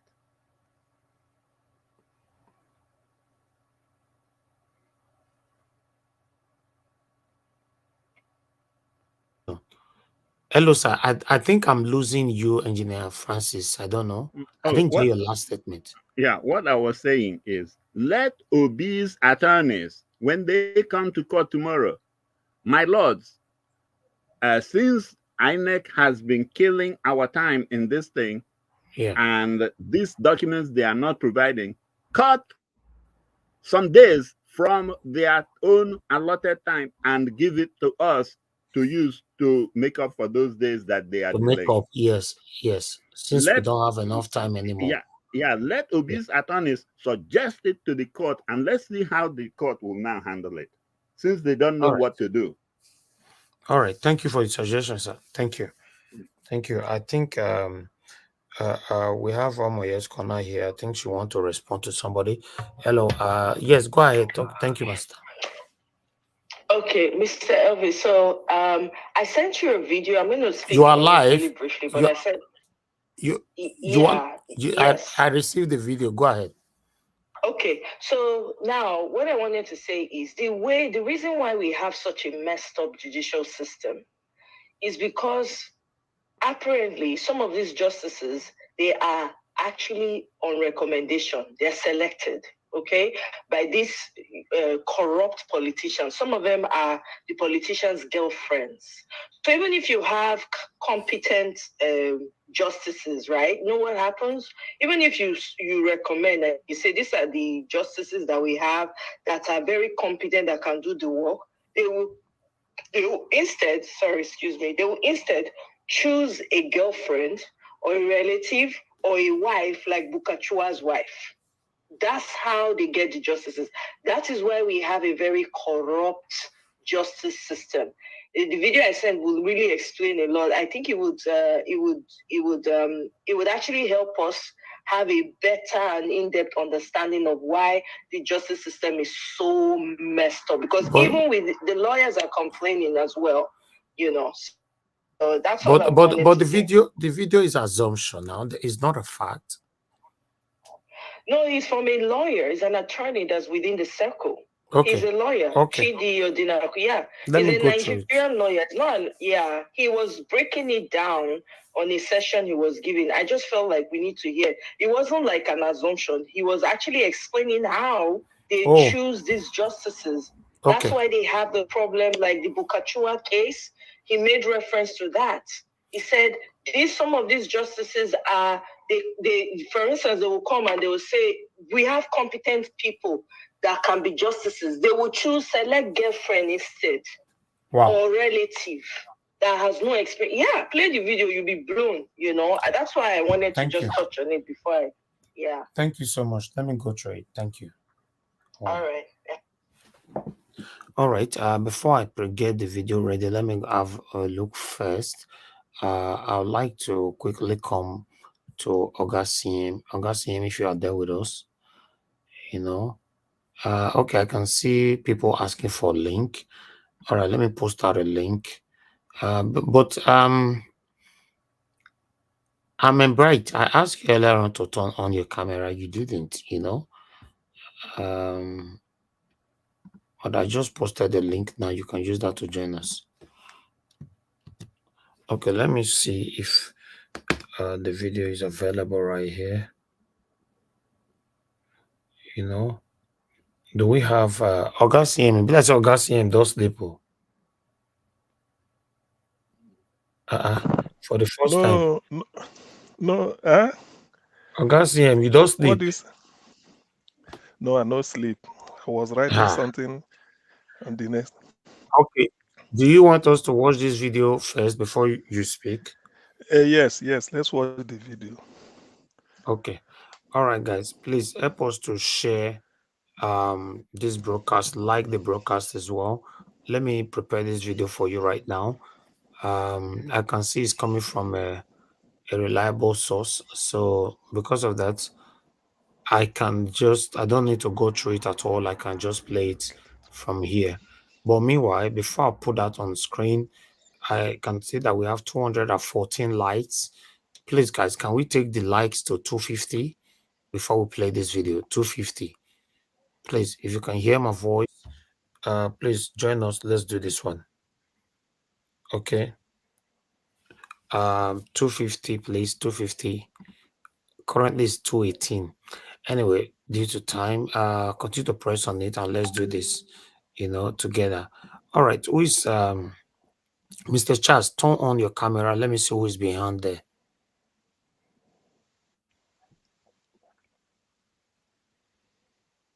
Mr. Charles, can you hear me? You're on the backstage. Turn your camera on.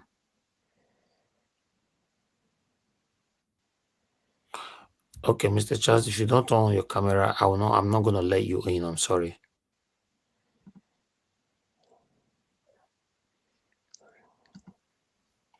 I'm sorry. If they are handling a case of an ordinary citizen, if it's an ordinary citizen that is in court and refuse to comply with court order, they will know what to do.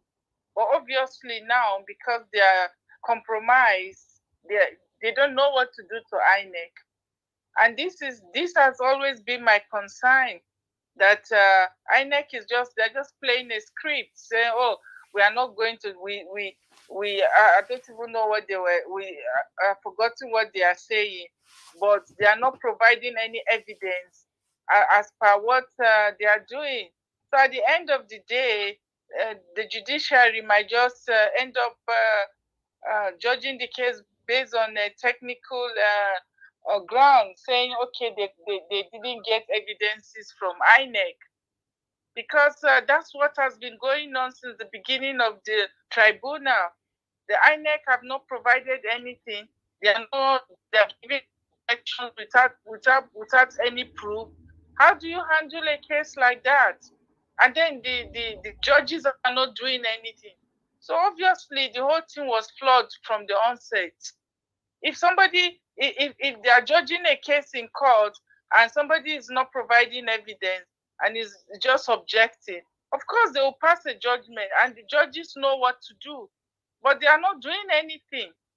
And I'm very certain that they will just end up saying, okay, we don't know because we didn't get evidence from INEC, so we cannot make any conclusion. We cannot. That's just what they are going to end up saying. So I don't know. Like what Sister Omoye Kona said, this election has just exposed the corruption in the entire system.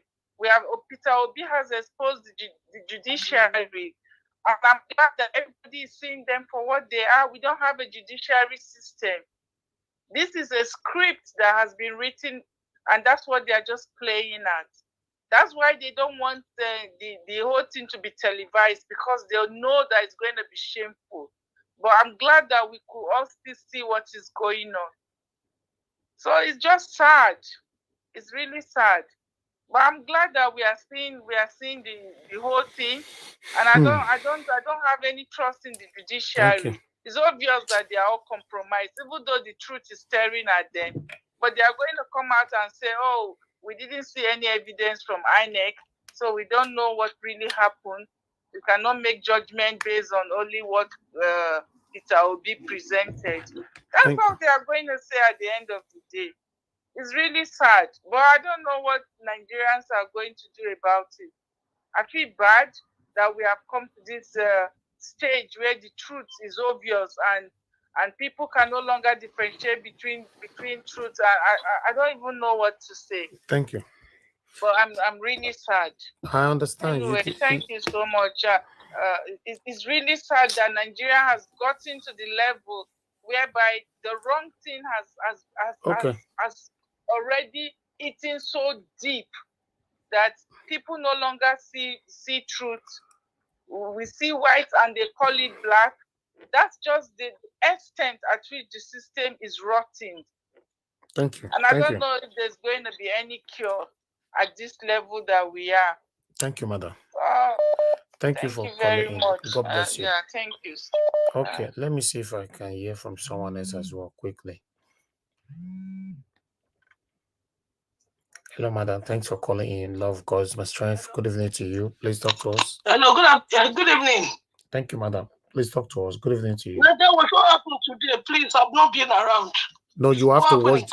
You have to watch the video again. That's what we are saying now. Okay, from the back. Okay, did you change another video? Which yes. The first video is finished. Not this one. The other video is there. Yes. Okay, then okay. Yeah. Okay, thank you. Okay, thank you very much, madam. Yeah. All right, my people, you see that video that we watched just now is scary.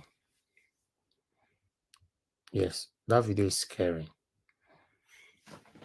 You see, I've told you guys so many times that I'm very, very confident that Peter Obi will settle it with this tribunal. You know, the petition. Oh God, hold on, guys. Let me pick this call. Hello, good evening to you, sir. Thanks for calling in. Please talk to us. Hello. Hello, sir. I can hear you. Good evening to you, sir. Talk to us. We can hear you. Good evening, Mr. Niger Watch. Thank you, God sir. bless you. Amen. Thank you, yeah, sir. please, I just want to get a little involved in this, your conversation. Mr. Oraka spoke just the heart of those you will refer to now as Southeast and South-South. I want to say this to most especially somebody like Patricia. I don't know her age, but I think she knew nothing about what happened before the Civil War. Listen, by 1966, before the war really took off in 67, we know if we take a look at the Nigerian map, we know the area called Southeastern region. And then Edo specifically was the only separate area from both Yoruba and this other side. But because of trying to execute the Civil War, Gowon was advised to balkanize the southern the southeastern region. And that is why you see the type of hatred that had existed from the Ikwere and the Rivers people against Igbos. Ikwere is Igbo. Just like Asaba is Igbo, Asaba is in Delta. But until tomorrow, you see Asaba, Okwanam, and the rest of them, they still embrace Igbos. We have pride in that part of the world, all of us, starting from Edo down. And one thing I want to say, I have traveled around Nigeria, and anywhere you go to, you are not speaking Yoruba. You are Nyamini. Both in the north, you come to Yoruba land, you are Ajokutama Mumi. You go to Plateau State, they refer to Plateau State as Nyamini Arewa. Go and find out. But you see what is going on. Oraka said it all. Biafra is not the name, for all I know now. The traders are the people who are overflogging the issue of Biafra. We want to stand as a nation if Nigeria doesn't want us again. But the truth is, it must not be Biafra. Just as Oraka said, there should be negotiations.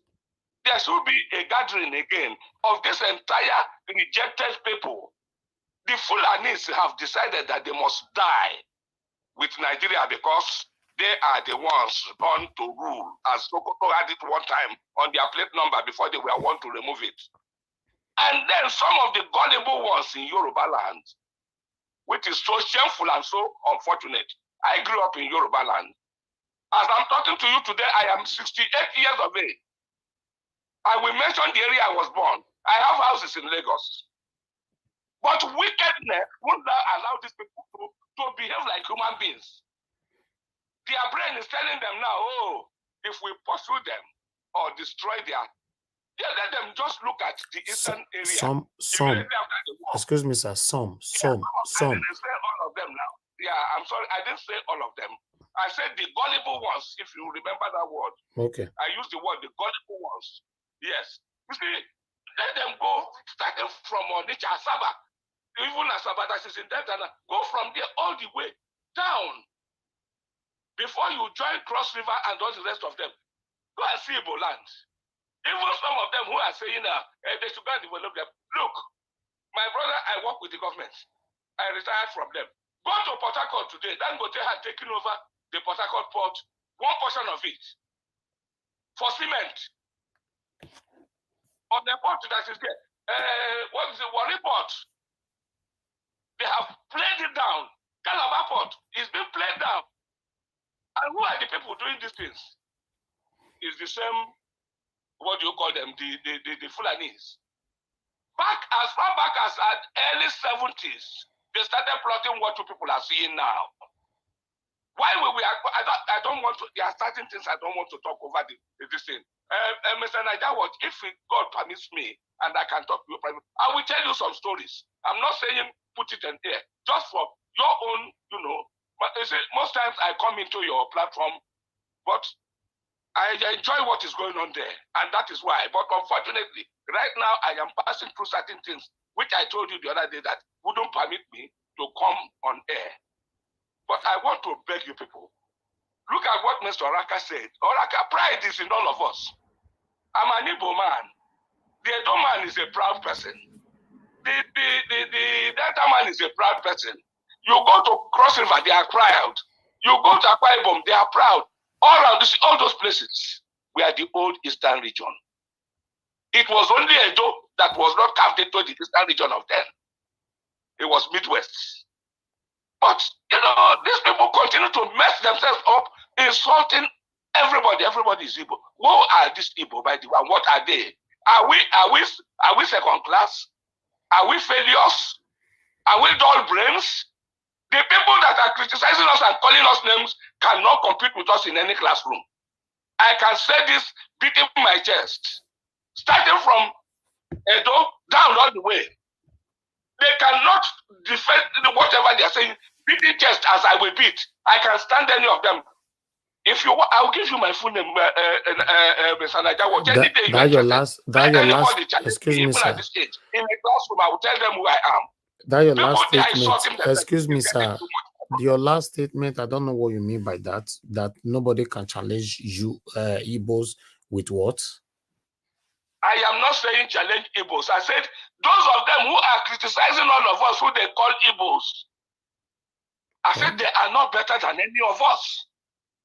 Starting from Edo down to the least part of the then eastern region, I said those who are calling us names Let's move on. are not better than any of us. That is what I mean. Okay. Thank you, sir. The Edo man is a very intelligent person. Let's move on. Going all the way Delta down. So they should stop all this their nonsense, you know. It's enough. You can't They stop want them. to go in Priva State You can't during the stop war. them. At the end of the day, where are those houses today? The country is Some already of them, messed up. people want to give back people's houses to them. Those who want to claim because they are looking for wealth, they claim people's homes. Today, they cannot maintain those homes. God will bless all of us and help. Thank you, sir. Wherever we are going, we get there in the name of Jesus. Whatever God has planned for that country, He will definitely come to be. God bless all of you on the platform. Thank you, sir. And thanks for calling in. God bless you, sir. Obedience, we achieve it. Nigerians, we achieve it. If they say we will be one Nigeria, we remain one Nigeria. If they say they are tired of us, we will go out. Thank you, sir. There's no problem. Thank you, sir. All right, sir. We have not lost anything. Okay. God bless you. Thank you, sir. Thank you. Thank you. Yes.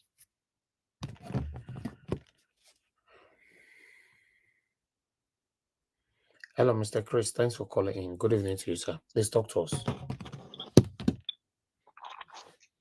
Hello. Hello, Mr. Chris. We can hear you. Good evening to you. Talk to us. Good evening, Mr. Nanjawaj. Thank you once again for this opportunity. Thank you for your tenacity. Thank you for everything you do. God will bless you. Yeah, well, I'm just going to make this very short because of the video you played.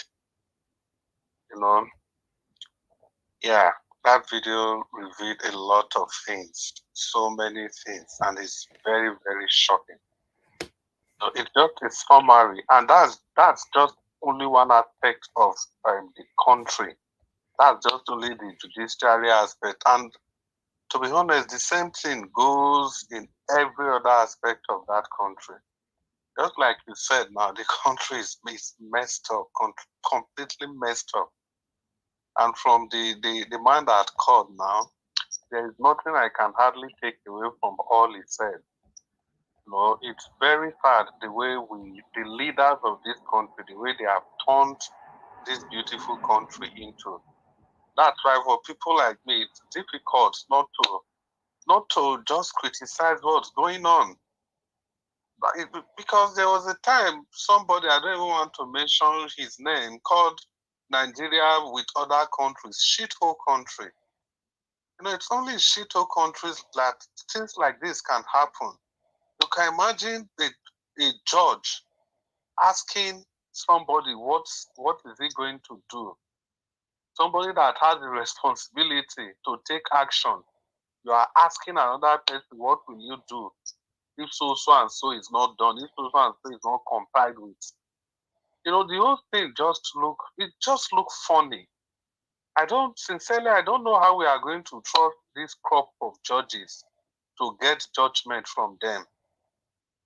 Like you said, the whole thing is messed up and it's shocking. Listening to that man's video, and that man is not somebody that talks. He's a very, very highly respectable fellow. He's not somebody that is frugal. He knows what he's saying. So the whole thing, I don't know, to be honest. Well, I still believe that anyhow, no matter how it goes, and this is the time for obedience, no matter, I don't know how it's going to happen, but I know this is the time. Peter Obi was sent to come and redeem this country. And I'm sure all these things that's happening is just to show how dirty the system has gotten to. And it's only to expose the volume of work, the nature of work that our leader, Peter Obi, is going to face when he gets to power, how rotten the system is. I'm sure that, yes, something will happen. I'm sure he will surely be sworn in. I'm very sure about that. But I don't know how it's going to happen.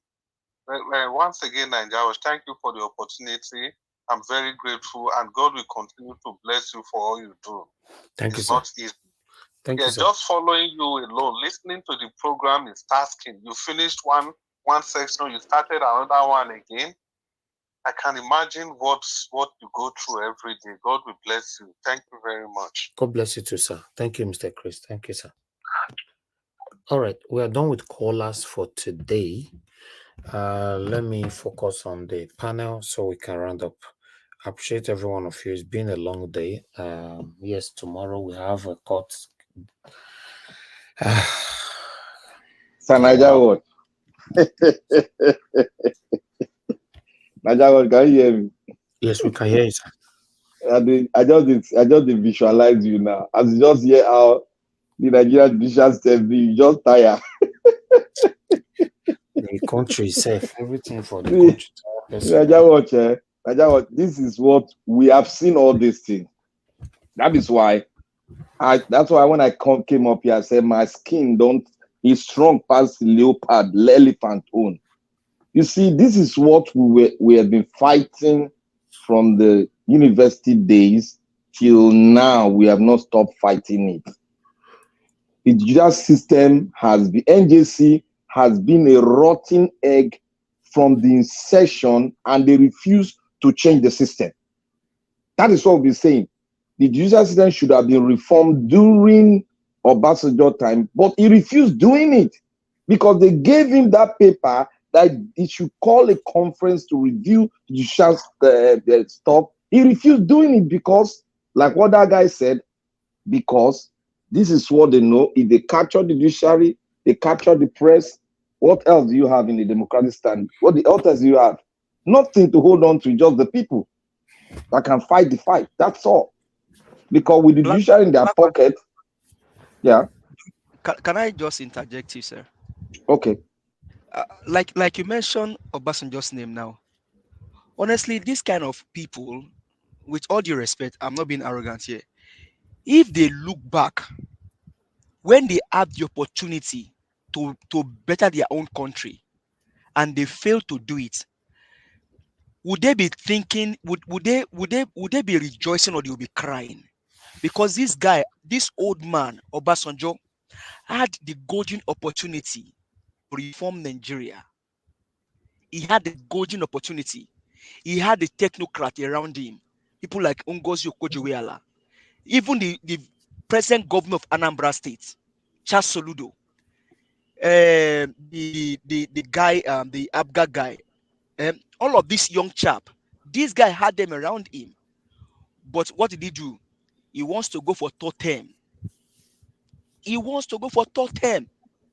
Now he has seen how the country is today. I'm asking you, Baba Obasanjo, are you happy with the state of this nation? Because you were a president. The road that lead to Water Farm in Ogun State, I used to go there when I was going to Winners Chapel back then. Obasanjo did not tie that road. It took Winners to tie Song Water Road.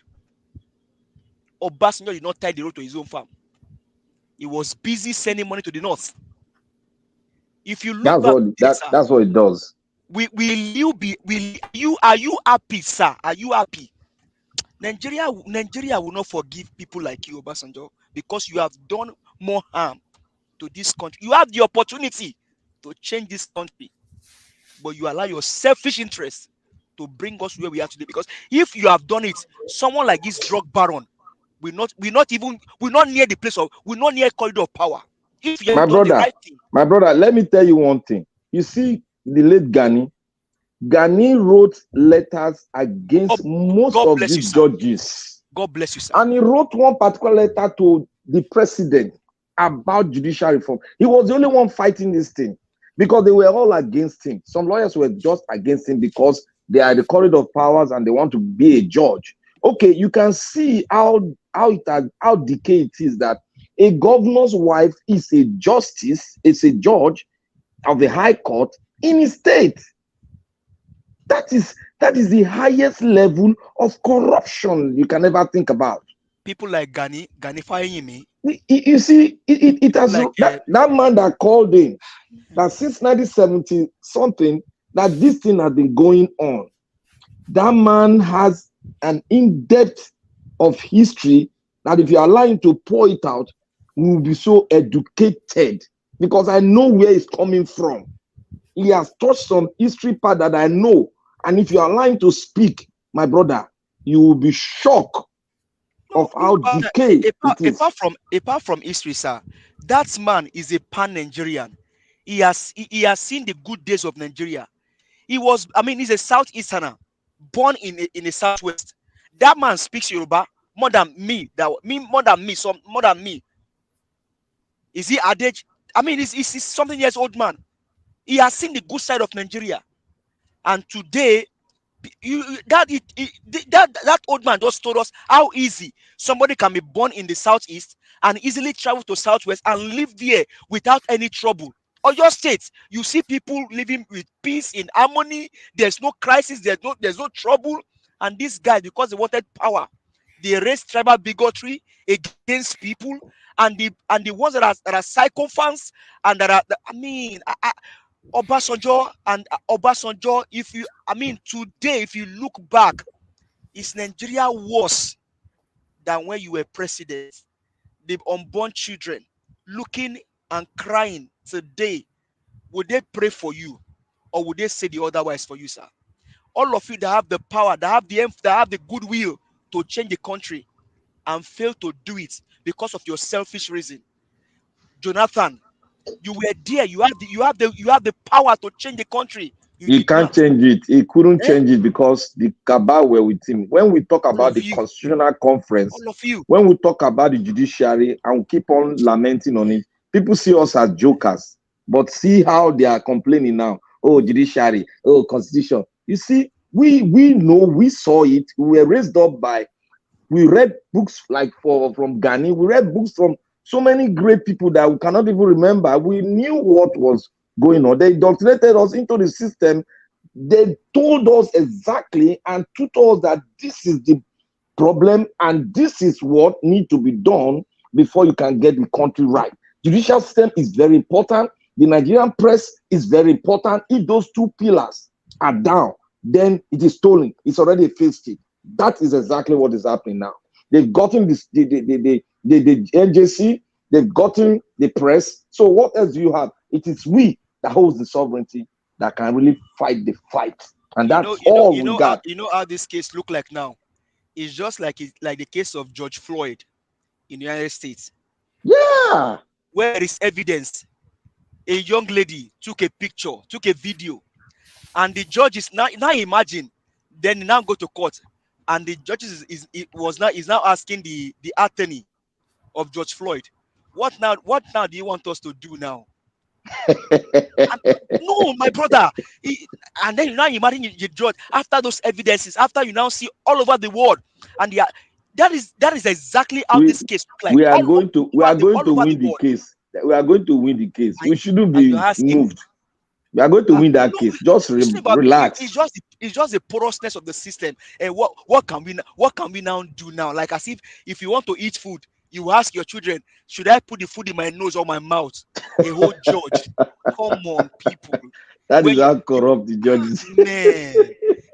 And following me, he cried. That man lost his life. Ghani fought them. Nigeria. They were afraid of Ghani whenever Ghani come to court. They don't mess up with his case now. Including Obasanjo, all of them were afraid of him. They were afraid because he told us that, look, he opened the wardrobe, went to his office, said, look, my bags are ready, my drinks, my cup, everything I read, my toothpaste are all ready, because I know anytime I am prepared to go to any jail. That's why he said he's prepared anytime. If you go to his office is like a hall. You know, when a hall is like a hall, you see, man, that guy is a genius. That guy is a genius. That was when this Akamu versus Kiamu, because I was in Lagos. That one was downstairs now. Akamu will go in office. The only day for downstairs now. Finally, they carry that time now. I see Akamu. When we were in Lagos, we had issues with this same guy that said he's the president. Oh, this same guy that said he's the president. It was on Onikpan Road that Festus would stand with us and help us. And all of a sudden, Festus now become.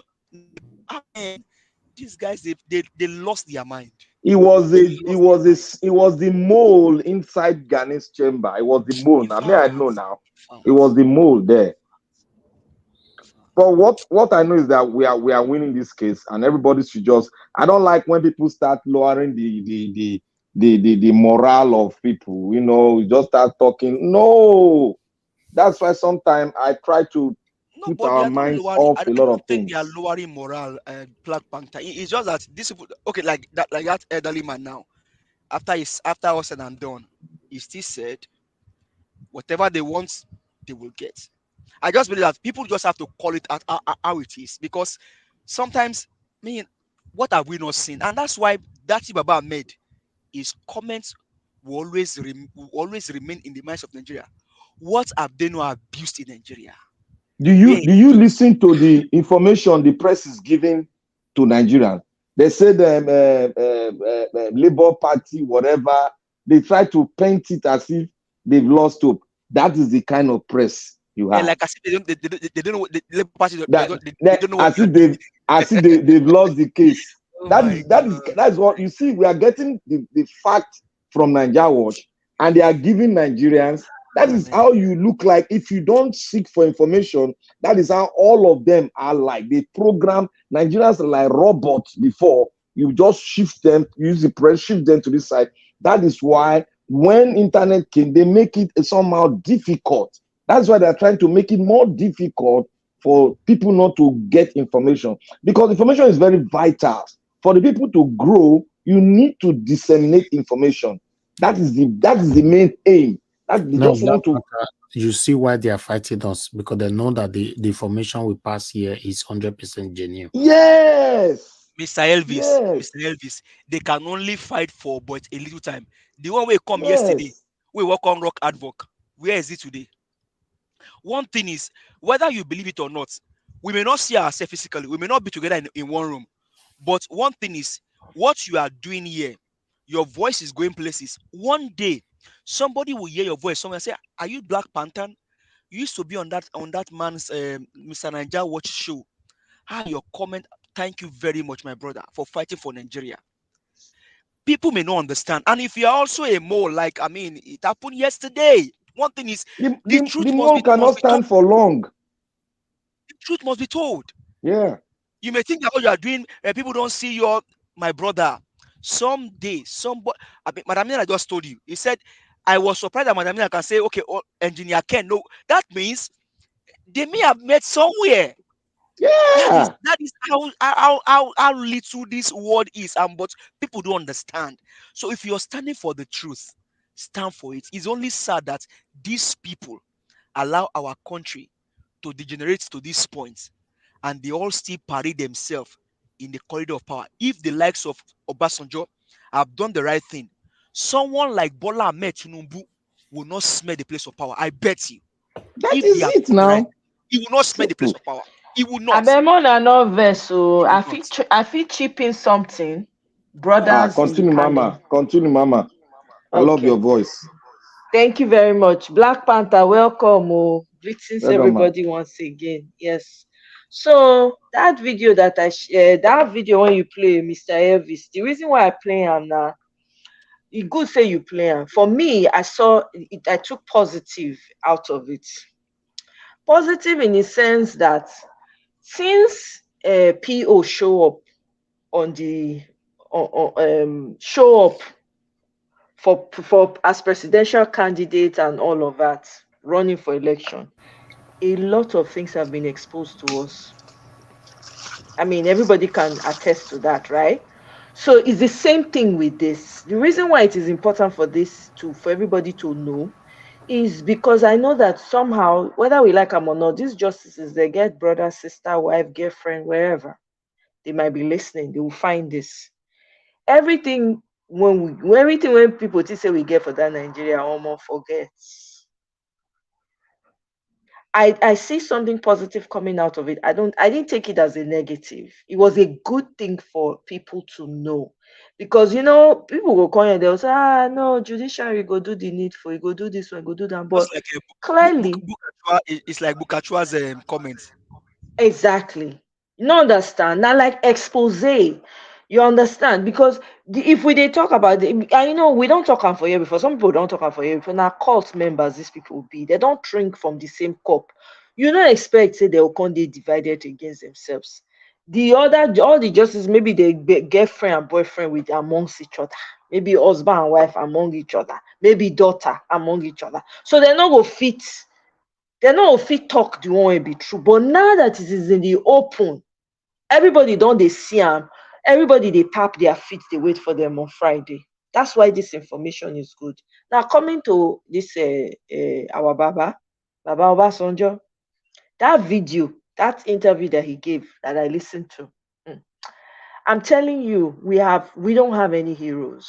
It's such that video to me, I found it disappointing because at some point the interviewer asked him, "Are you going to apologize for something?" There was something the person was asking him. The interviewer was asking him, "Are you going to apologize for this?" He's like, "No."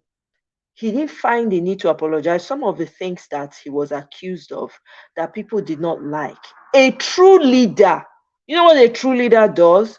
When that kind of thing comes out, instead, he said, "Why should I apologize? I don't have anything to apologize for."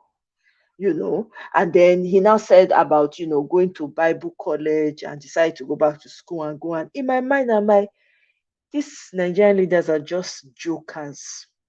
As a leader, if you cannot apologize for the mistakes that you made,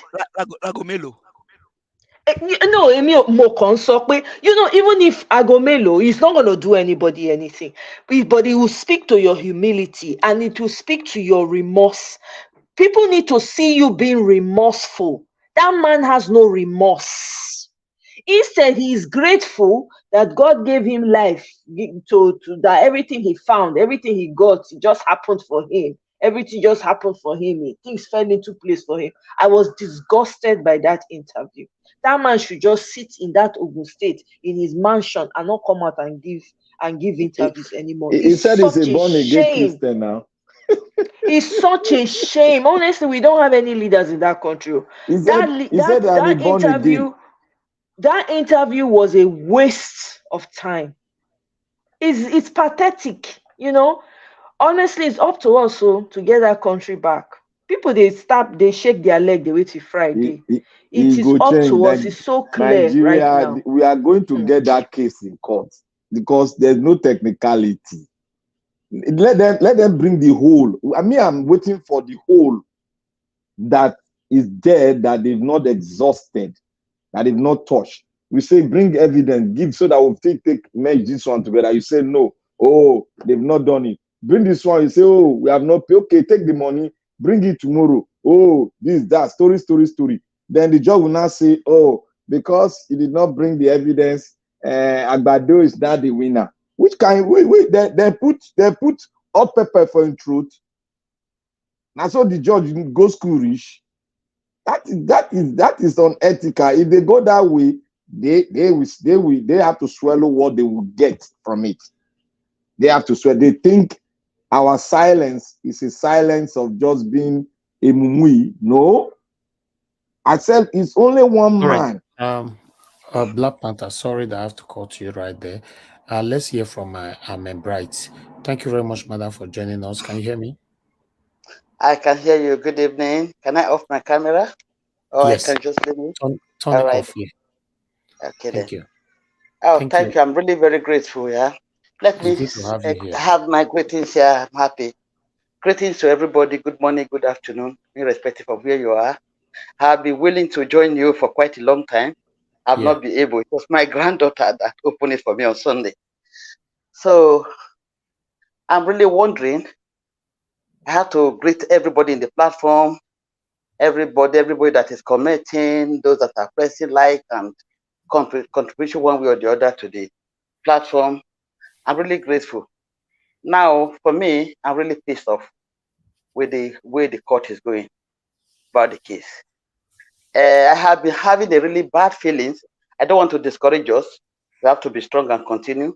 Right from the time they swore in Tinubu, the delay tactics they've been using ever since. And now, with all the evidence that Obi have provided, it is time for them to be saying something that will be giving us hope. But the question that judiciary asks, what will they do if if Yakubu refused, INEC refused to provide the evidence. Is that a question? Is that a question from a judge? And what are they up to? I don't know how I'm feeling. I'm really pissed off. I don't just know. Because what do they want from Obi? He has done all his best. He has provided what he undescribable, what he has provided to the court. What else do they want him to do? I don't know how I'm feeling about it. Please, my greetings to you, Mr. Elvis, for your continuous efforts, for consistent effort. I mean, I have to greet Rita. I have not been seeing Irene Finest, again, Omoye, Pat, Ine, Obi. I thank every one of you. So that is my worries. I don't really know what to do on what is going on now. I don't know the way I'm feeling. Okay. Feeling too bad about it. So that is one of my questions. Iris Finance was with us 2 days ago, and Amoye's Corner is just here with you now on the screen. And the moderator was with us a few minutes ago. She might turn up anytime. Yes, everybody's fine. Thank you very much. And Alice is fine. He's on holiday. He will be joining us soon. I'm grateful. Pleased to be with you. I'm really happy to be with you tonight. Thank you for accepting me. For me, I'm happy to have you here because I know that you've been trying for the past couple of months. For a long time. You want to turn your camera on, you could not. I don't know why. my granddaughter helped me on Sunday. Okay, it's good now that you can join anytime. Thank you very much. Thank you. I'm grateful. My love, I'm grateful. I want to let everybody understand that I know that this journey is a bit scary, but I want everybody to stay focused. Okay. Our principal, Mr. Peter Obi, said it from the one that is not going to be an easy journey. And that is what we all are facing right now. So, but I know that the world will shake the day Mr. Peter Obi will be declared really winner. Wonderful. Really wonderful. So we can't continue like this. We can't continue like this. We cannot pretend to say everything is fine when nothing is fine. We cannot. Nigeria has to change. We need to have a better country. My friend in Dubai, because when I went to Dubai, the guy that was driving me around, is not like a friend to me now. We chat and all that and do one or two things together. So we're talking like 3 days ago. He told me that if we have a good government, Nigeria can be beautiful than Dubai within 10 years.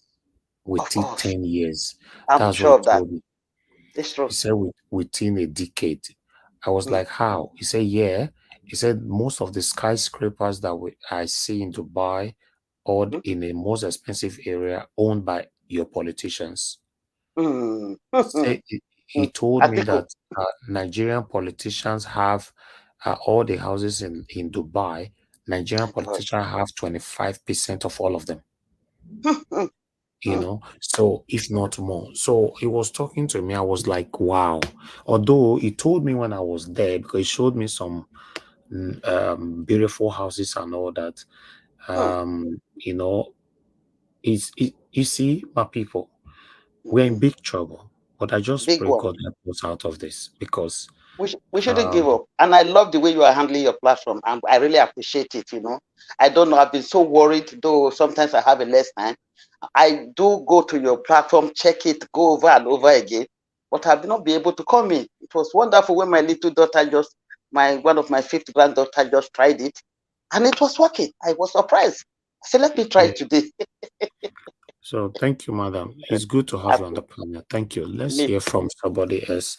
I want everybody to stay focused by 2 p.m. tomorrow, guys. If you can hear my voice right now, endeavors to join us by 2 p.m. Nigerian time. Like I told you guys, until the end of this case, Nigeria Watch is going to be covering everything. If you check, we take the covering before any other person. We try to be quick and smart. So my correspondents are very, very, brilliant by God's grace. So yes, stick with us. We'll pass all the update to you on this platform where we can discuss it together.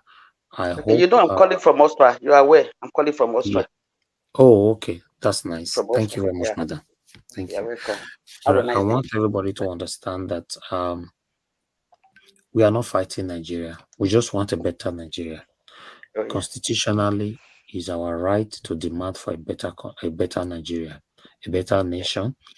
If you are listening to us right now, you think we are fighting Nigeria. I'm not fighting my country. I love my country more than you that is even listening to me. I love my country. That's why you see that in the morning when you wake up, you hear my voice. Yeah. When you are in bed, you hear my voice. Then you are beginning to ask, how am I even doing it? You will go to bed, you wake up, I'm still here. Really, You know? I could see that. Yeah. I could see that. Because I just want to have a better country. I prefer my country to where I'm talking from right now. You know, I've been in UK for a very, very long time, and I prefer Nigeria. Even as worse as Nigeria is right now, I still prefer Nigeria. So what about if we manage to get it right? You know what that Wonderful. means? Loss of Wonderful. Nigerians. 80% of Nigerians in diaspora will move back home. I'll be ready to Please, go home, but guys. oh no way. Even my children, for me to bring them home, it's not easy. No? So please, guys, let's take these sentimental practices out of the way, this division out of the way, this tribalism out of the way. You know, if we cannot fight those things, trust me, we are not going to go anywhere. And it will be very, very, very, very sad after all the effort that every one of us, all concerned Nigerians, put into this. God forbid at the end of the day it didn't work out. Oh God. I don't know how it's going to be like in Nigeria though. But let's keep our fingers crossed. Thank you very much. I'd like to call on my beloved brother, sorry to interject you. That God forbid, we need to take it out of the way because it's not the reclaiming of our mother is not negotiable. Whether they like it or not, the judicial they must do the rightful thing. Because this time not be that time where we see everybody they sleep, where many youth they sleep, or you don't wake up. We not get it. We want to negotiate with it. It's now or never. It's either they do the right thing or make they share the country. Make everybody go their own. Everybody has their planning.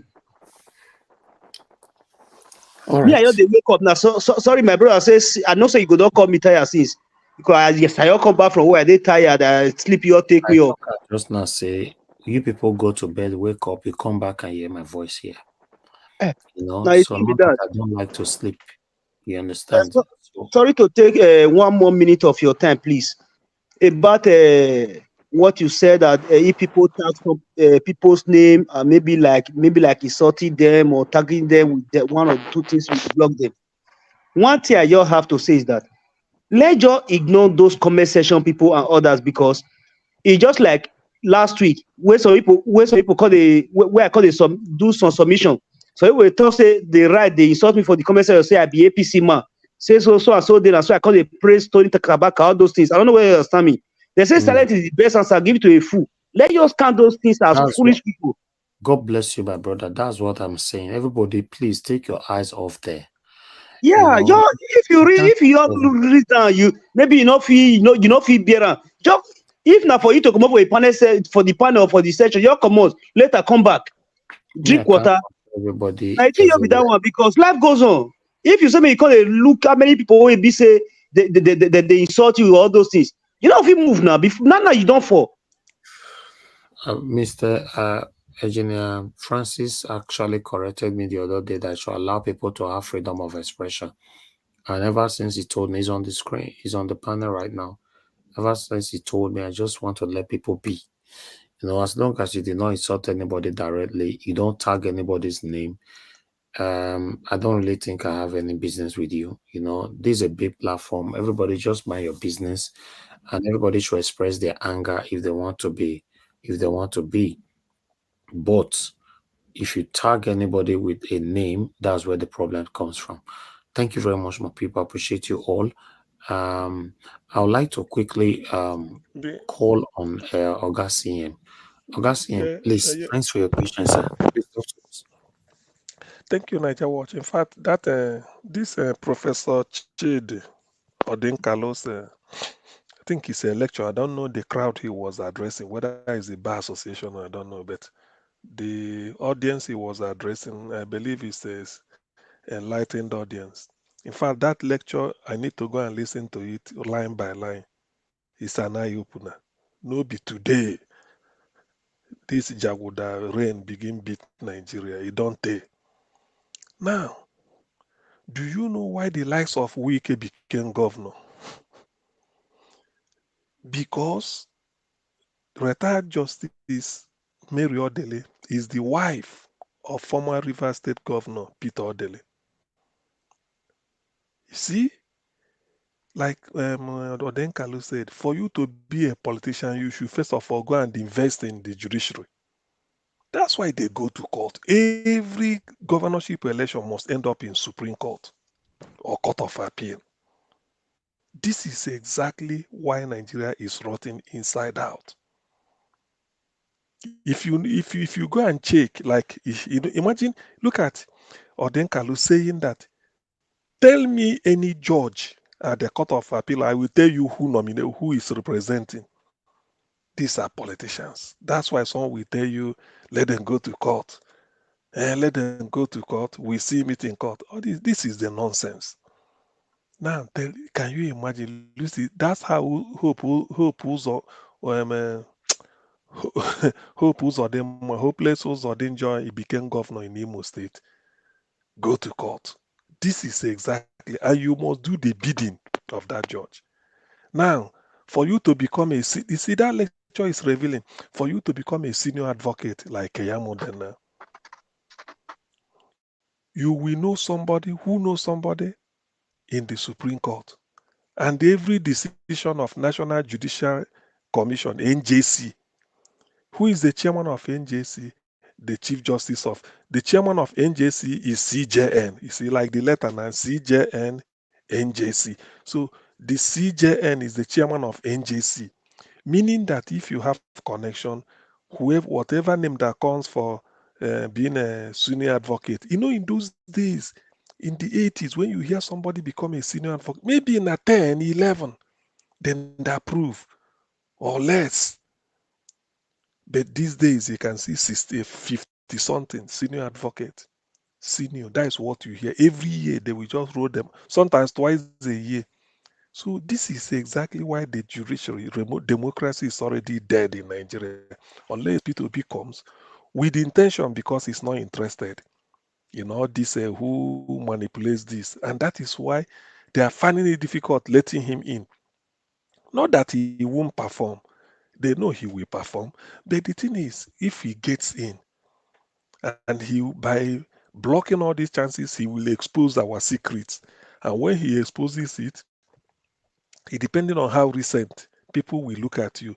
If he exposes the secret and the judges there, most of the people involved are dead. People will easily forget it. But imagine exposing the secrets of what is going on in the judiciary. It's a shame. It's a shame. For you to be a successful politician, successful on quote, you have to have a judge at your beck and call.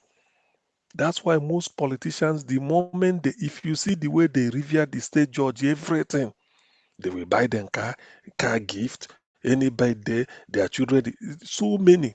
All these judges, there is no way a judge will confirm your election as the elected governor of a state, even if the state let illiteracy be 100%. The children of that judge is on the payroll of the governor. They will send them abroad. He said, just don't worry, bring your kids. At most, or else they will put their name as members, just invent or formulate one scholarship bond or whatever policy, put their name and send. This is how it has been. You scratch my back, I scratch your back. So many politicians I can remember, all their cases, whether House of Reps, end up in court. House of Senate end up in court. Judge GMA's governorship, you must get to court. And that's why you hear that the judge trying the case has been transferred. When they transfer the judge, they will have some period of interlude. They will now go and shop around for a judge that can take over. That's why you can see somebody saying it's in the Federal Court of Appeal in Enugu. Before you know it, they transfer him to Federal Court of Appeal in Kaduna. He said he's a federal, he can try. Last month he was in Kaduna, this month he resumes at Enugu. Maybe after that they leave him to cool off for 2 months there. Then he goes on annual leave. When he's resuming, he's back in Benin because he has done the job which he was brought. Then that one they removed from Enugu that he came to replace, maybe somewhere in a lorry or Lagos. Later they bring him. You see corruption. If you listen to this, if you dig deeper, you find out that I don't know. Nigeria, well, some people say it's unsalvageable, probably, but until P2 becomes. I think I will say Nigeria is unsalvageable until P2 becomes. That should be the way I have to qualify it. If you say it's unsalvageable, it means that maybe it's an open. Yes, please. It's an open-ended something. Yes, please. Yeah, I mean, even these people that we are talking about, these judges and all of them, are they themselves happy about the situation of Nigeria? Are they happy with the situation of the country? Then they buy judges now. So see, listen, Do you know the escape route to some of them is if they come to bribe you and you want to say you're upright, the only thing you do is if you reject it outright, you are in trouble. You just have to find some. Yes, now if you reject it outright, it means the next month you retire and then you get out, you go abroad to go and cool off for 1 year or two. So that because if you retire and get out, that person may not feel it because you are no longer, not that you rejected him and you are still in the bench. No, he will fight you tooth and nail. To the extent he can use the jungle justice on you. So that is why that is how it works. It's like dining with the devil. In this case, even if you use long spoon, that your long spoon self, you must be made of what is the hardest metal? I've forgotten my chemistry. It must be made of that because if not, that kind one small metal, then go use heat of the food, melt and might stay catch you. So the thing is, this is how rotten the system is. A judge, you have to, it's in the pocket of a politician. Then a politician wins the election or does based on the judge, they can transfer judges in some cases. Why is it that people like Fenimos, Fanikuku Kayodede, those ones Wesabi, that so why is it that his case since how many billion case, he has never been tried? They will tell you the judge is not available. If the judge is available, you go fall sick. Before you know, he say he can't stand trial. Ojus Okalu, look at the system. That is what they say the judge travel. Was it not or same the thing they judge did has for been removed. the Abuja residents case? Where that judge all of a sudden went for conference and did not show up in court. Man, Yeah. what a So and that man. is the way they do it. Maybe when they want to join a case, they will look for a date. That day they know the judge must have been going for one judicial conference. Maybe maybe in Abuja High Court, he said they go get judicial conference for Benin, or they get judicial conference for Calabar. They will go and put it there. So that day, you and the lawyer now go come to try. They say the judge didn't call. He say it's on judicial conference. He said, but they give them to. They said, well, the date it clashed. That one don't go. Before you know Then it, in that case, then you go back. then what happened in that case? What will happen is that ask you. what will happen is that case won't be tried that day. The person who is interested is buying time. So that is part of the technicality when Gigetek becomes senator against Dora Akonyele. Ngige didn't win because Ngige entered ACN. Ngige left PDP where they pursue him, nearly kidnap him. They can't go AD, from AD to ACN. So he was in ACN to this thing, to campaign. Ngige didn't start campaign until this Tinubu come back from abroad. Anambra was a shame now. people say, why isn't Ngige not campaigning? He they wait for Tifnubu because now you can't raise his hand, give him flag as a Oh my chap. God. So, yes, now. So when they did all these things now, Dora Akunyele, the Apple guy, is the champion, is the party they know in Anambra, and Peter Obi was high flying as governor. So Dora Akunyele left PDP, saying one join Apoka to come and help Peter. He say his brother. So in the course of doing that, he said he want to contest a Senate seat, Anambra Central. He and Ngige na Central that they compete. Ngige didn't win. They used federal might then, announced Ngige as winner, say go to court. The case, they didn't decide it until 180 days lapse. Ngige go come court, bring one witness. Before then, Ngige brought up to 1,000. So tell the judge, he said they don't tire. My He go say God. this one.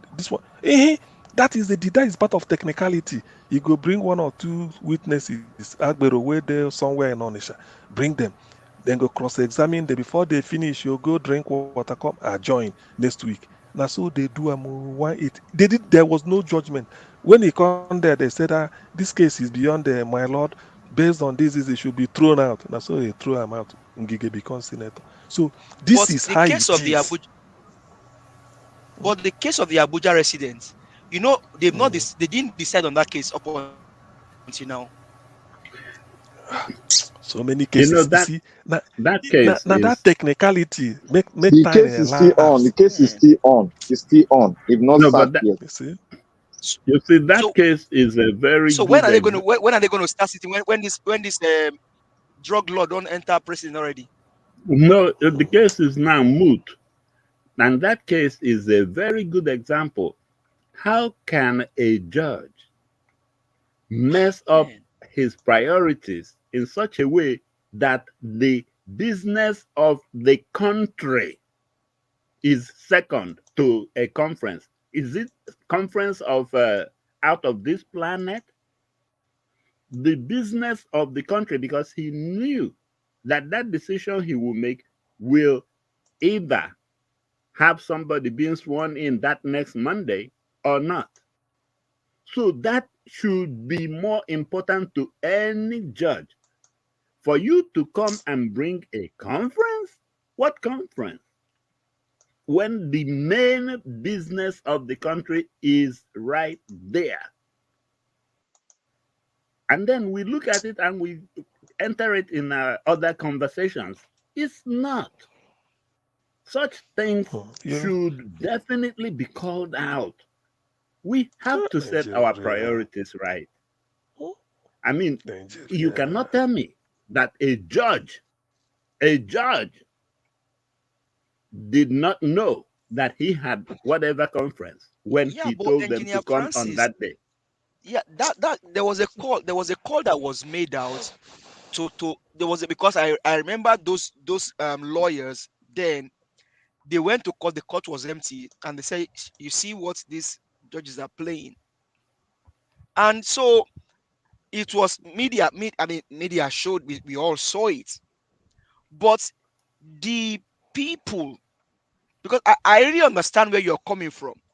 But what you must understand is that this country is being the institution has already been pocketed. The police, the naval, the DSS, all of them are just doing the business of their paid master now. So Nigeria needs a drastic decision to be made, because what you're saying should be the ideal thing in a safe society. But this one, I don't want to say it's been turned to a banana republic. That a judge knows that he has a case that will either mar or make the destiny of his nation, and they can just frivolously just and this one are asking the LP lawyers, and now that INEC did not provide the evidence, what then can we do now? Like a god asking humanity, uh, what then do you want me to do now? Should I buy your enemy or allow your enemy to just begin to do the rakatian? Amen. If those judges, if you guys, since you guys are home tonight, are you able to sleep? All of you that were in that court today, the five of you, those judges, are you able to sleep? Because I know your conscience will be breaking you. No matter the amount of money you collect, your nation first, not even at this time when Nigeria, man, we this time is it should be now or never. Honestly, it should be now or never. It should be now or never. This drug lord, this man that incited violence against Nigerians, over 88 people died. A 19 years old died himself because of this election. This should not go down in the history of Nigeria. This is the worst election so far in the history of Nigeria. Beavers worked, but the human being behind Beavers, people like Tunumbu, Mahmoud Yakub, Festus Keyamo, Fani Kayode, Dele Alake, Bayo Banjo, Remi Tunumbu, Sheyi Tunumbu, Shetima, all of you, Erufai, history should not let you guys, should not forget you guys. You guys should pay for what you have done. You guys should pay for it. You guys should pay for it. No nation grow in the hands of evil people. My president said it. Peter Obi said, you cannot steal political power or will and use it for the good of the people. You cannot be addressed as His Excellency. And so, whoever is addressing Tinubu as His Excellency, you are just playing the fool. Because Peter Obi said it. The process by which you get there must be excellent. And that's how you can address you. This one was not excellent. It was a flawed election. Peter Obi won this election clean, clear, and they know it. They know it. They know it. They know it. They know it. This should not go down in the issue of Nigeria. We should not allow this to go down. If this should go down, no more election in Nigeria. Election will not hold again in Nigeria.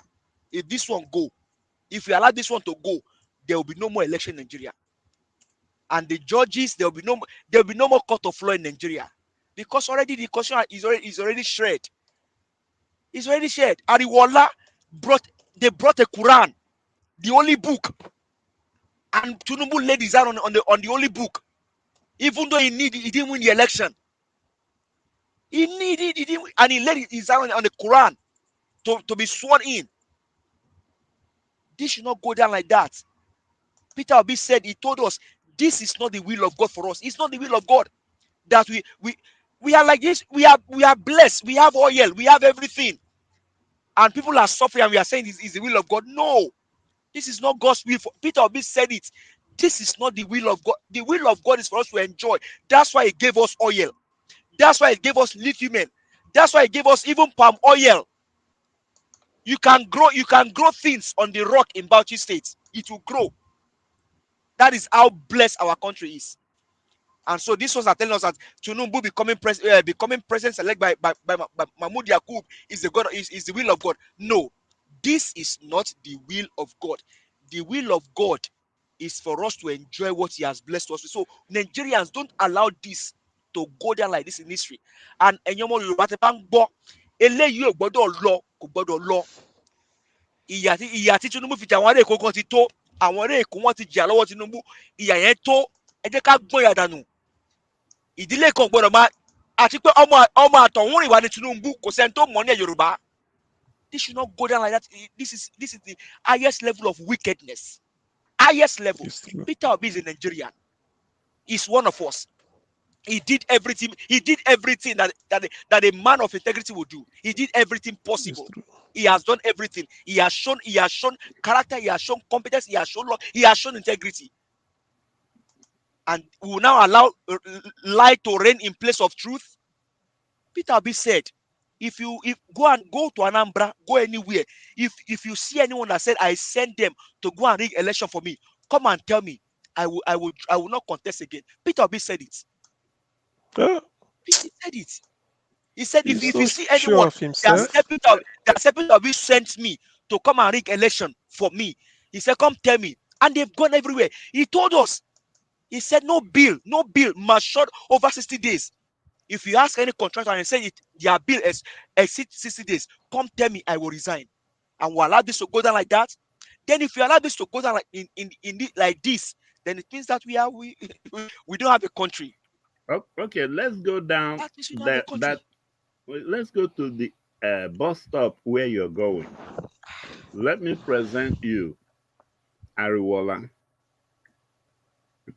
In the Supreme Court's ruling against the Abacha loot, he read the majority opinion of the court, and he was one of those that voted for that too. And he said that forfeiture of whatever the Abachas were supposed to have forfeited that time is a payment for a crime. He knew that. So he knew about the forfeiture of Tifnubu in Chicago. He was also one of the justices in the, I think it was Buhari case in 2008, that held that 25% of Abuja is in conjunction. In other words, whatever you get plus 25% of Abuja. He knew that. Now, Mahmoud Yakubu presents him with a man that is faulty at the forfeiture side that he has taken in the court before, and at the 25% side of position he has taken and he knows to be the law, the constitution of the country. Yet, he goes there with his full office authority as the CJN and blesses this man and makes him the president of the country. No, he didn't bless him, or he has only sweat for him. He only cost him and his generation. He didn't bless him. Well, whatever he did that day, he legitimized him. Yes, illegitimacy. I understand this, sir. You see what I'm saying? Knowing that that thing he is legitimizing is something he has taken opinions and positions that say that those things are unconstitutional. Now, you know, I mean, if I was there, I would have tried something interesting. I would have tried a citizen's arrest on him for violating the Constitution of Nigeria. Because he knew, one, okay, look at that nonsense they played with that Abuja resident. I know that is that man's way out.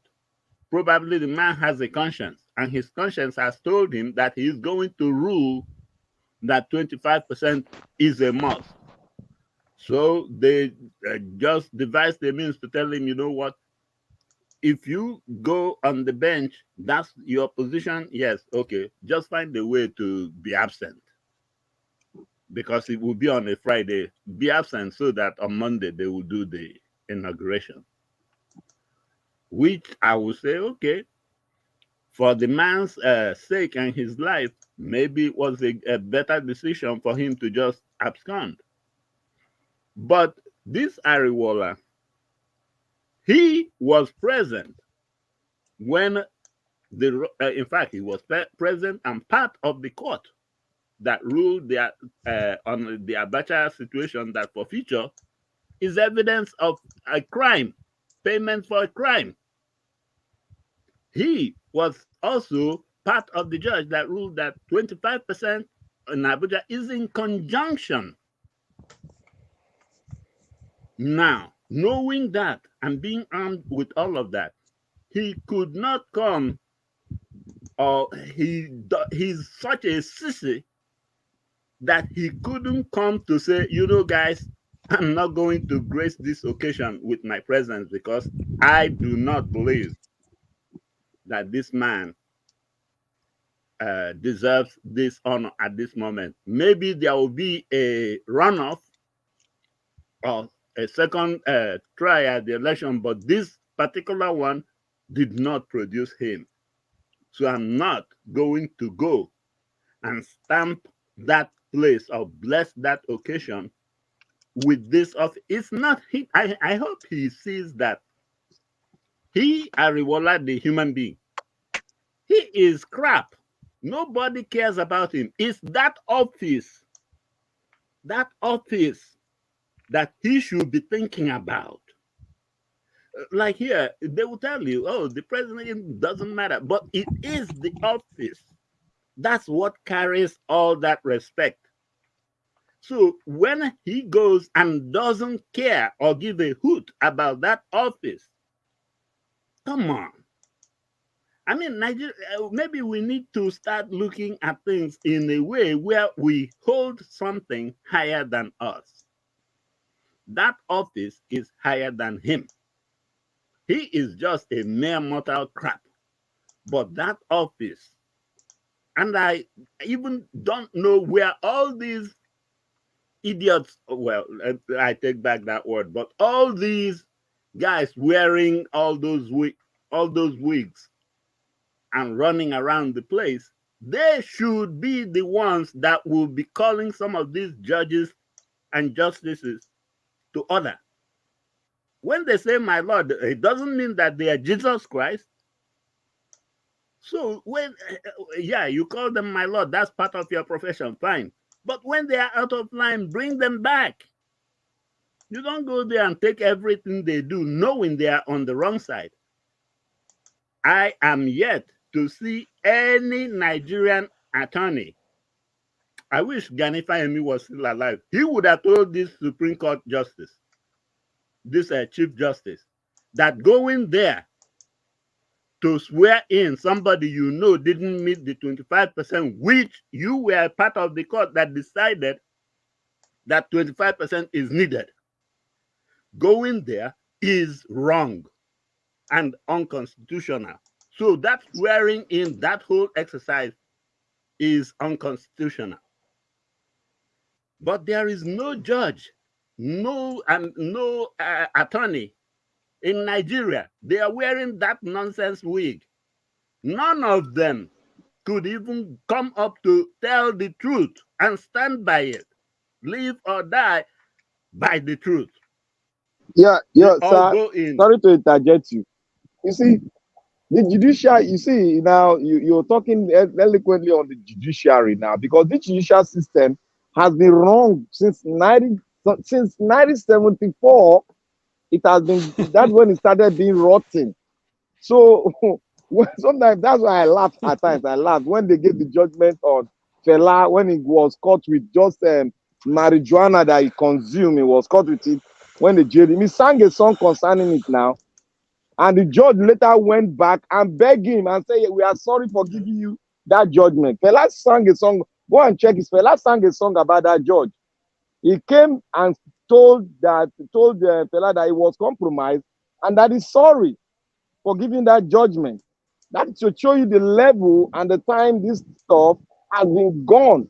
It was only Gani, and Falana was following Gani. I remember when we had Falana as one of our lawyer then when we had the case in court. That was when Gani told him to do the case. But when Gani died, all of them that were called Imara, they were all compromised. All of them. Go and look at the law firm, his office at GRA, Falana. You will know what I'm talking about. We know what happened. That's why we don't really bother, and we made our conclusion for long that this thing has happened, and that's all you'll be seeing every time. But what is happening now, where the people have risen up, it's a plus that we are going to get it, and we shouldn't be bothered. Despite how bad it is, we're going to get it. Thank you, my people. I appreciate you all. I would like us to have a final submission now. As you all know that we have a court case tomorrow again, every day, 2 p.m. So, so let's do the final submission now so that everybody will have opportunity to speak this time. So I'm going to go to, let me start with the first person here. If Madam Patricia is still awake. Madam Patricia, are you still awake with us? Okay, fine. Let me move on. I am, let the rest up. Thank you. Okay, thank you. Okay, let me move on now to the next person, which is Ame Bright. Madam, are you there with? Are you still there with us? Okay, let me move on. Anybody that doesn't answer, I'm just gonna move on straight away. So I would like us to move to Felix. Are you still there with us, Felix? I don't sleep, wake up, tired since. I dey here, gidigba. Thank you, my brother. Give us your final submission so that we feel round up. Thank you, sir. I say, no, first and foremost, I greet everybody, the panel, the comment section, our viewer worldwide. All we have to do, because they say no retreat, no surrender. We claiming our mandate back. It's not the mandate of Mr. Peter Obi or the mandate of Labour Party. It's the mandate of we Nigerians, we're meaningful Nigerians. Reclaiming it back is not negotiable, either by hook or by crook. The judicial system, I normally plead with them to do the right thing, but now I'm forcing them to do the right thing because they have no option. With all the evidence, overwhelming evidence we have over there in their desk, they will still think of compromising the whole thing. No. We are going to force them to do the right thing now because it's either they only have two options. Do the right thing by giving the Nigerians their mandate back, or put it in writing of how they are going to divide Nigeria. These two things involved because it don't take where we they be the side page and follow all of them. Just like what one of our brothers said before, that I think is Professor CM, that although judicial system is either you work with the political dealers or they will send you to pension automatically. I have said it before. I keep on saying it. My father was being taken out of the way because he always liked to do the right thing.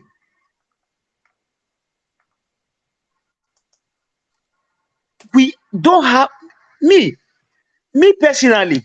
I don't want to talk of other people because me personally, if I don't fight the fight where my father fight remain, where make them take him out,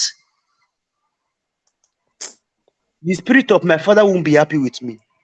That is why I put all I have within me day and night, even without coming here to say all I have done. With the little I have, it is written in the Bible, say, with the little I have, I give. And that one I got they appreciate past. Not be to go to church or to go to mosque or go shrine, go kifa or go pork and kind. Now your heart, there is a name they normally say. They say what they normally say in our language. With your clean heart, you go enter heaven. You know me say they go church or they go mosque or they go serve you serve every day. Now you go make you enter heaven. Judiciary, I am forcing you to do the rightful thing now. Is it that you do the rightful thing to give the Nigerians their mandate back, or you put it in writing on how you are going to divide Nigeria, how many countries you are going to divide it to, so that we will know that it's either you divide the country or you give us our mandate, that everything depends on you. You are the one that do the rightful thing by giving us our mandate, or you are the one that do the wrong thing and divide the country. That is what I have to say for now, because it is now or never. Suffer not the tire una. I don't have much to say. Maybe I don't hear saying I saw one of all these people. May they come in my area where they stay for Western World. Una go see my writing for what? Because you don't take. I don't feel beer again. Thank you. I greet you, my brother. I greet you, everybody. Wonderful, wonderful. Thank you. All right, I would like to quickly move on to the next person here. I would like to give my sister Omoye's corner. Please give us your final submission, please. Thank you. Mr. Elvis, can you skip me for now? I'll come back to you once Okay, I'm ready. okay, yeah. Thank you. Okay, let me quickly move on now to Regina Francis, sir. Are you there? Yes, I'm still here. Please give us your final submission, sir. Well, my final submission on this is, please, Nigerians, let's not get conditioned to this that these people are dishing out. We have somebody that is a rare gem. In fact, I'm even looking and listening to some of these Nigerian pastors, and I would like for them, especially those ones that were prophesying before the election, go back to your prayers. And when you finish your prayers, tell me, in the history of Nigeria, at least the one that you know, tell me if there has ever been a candidate for that office of the presidency who possesses all 7 spirits of God in that one person. And tell me which one of those 7 spirits of God is missing from Peter Obi. And why are you not fighting for God, knowing that God put this man there? Forget his tribe. Forget whether he's a Levite or a Benjaminite or whatever tribe. You can see all 7 spirits of God in him. I don't know what else God needs to tell you, the pastor, that this is the man. In fact, you are not supposed to be political, but here is God's handwriting and intervention. But anyway, whatever the court does, I will tell you one thing I know. That day, they might come and they will have in mind to say, oh, Tinubu won. But guess what? When they open their mouth will say, it's Peter Obi. However they do it or arrive at that conclusion, yes, this man is not a regular human being. He's just what God brought to help Nigeria. Look at all these things that we pointed this evening, with the nonsense way that they get their judgeships and judiciary and everything. Those are the things this man will dismantle. Look at what is going on in the Senate and all these, you know me, I know you, and then money under the table. Those are the things this man will dismantle. So he is enemy of all of them. But God does not need any humans to be on his side. Believe me, Peter Obi is the president of Nigeria. Thank you. Yes, thank you very much, Regina Francis. I just want to thank you because you've been with us all day today. Thank you. Thank you for joining us. God bless you, sir. All right. Let me give opportunity for give us a mandate. My brother, thank you very much for your patience with us as well. You've been with us since. Give us your final submission, sir. Thank you very much, Mr. Elvis. I mean, the last video that you played is so revealing, and we can only appreciate all your efforts, and then every panel on this platform, bringing out information, giving out suggestions and everything that we can do just to support this movement. Honestly, those guys on that Twitter space, continue to bring them here also, because those guys are just because some Nigerian, not all Nigerians may be on Twitter space, and so as you bring them here, maybe I applaud you. Thank you so much for those guys. Those guys are actually, they also call it, everybody is just trying to put in every effort to make sure that this country does not go down.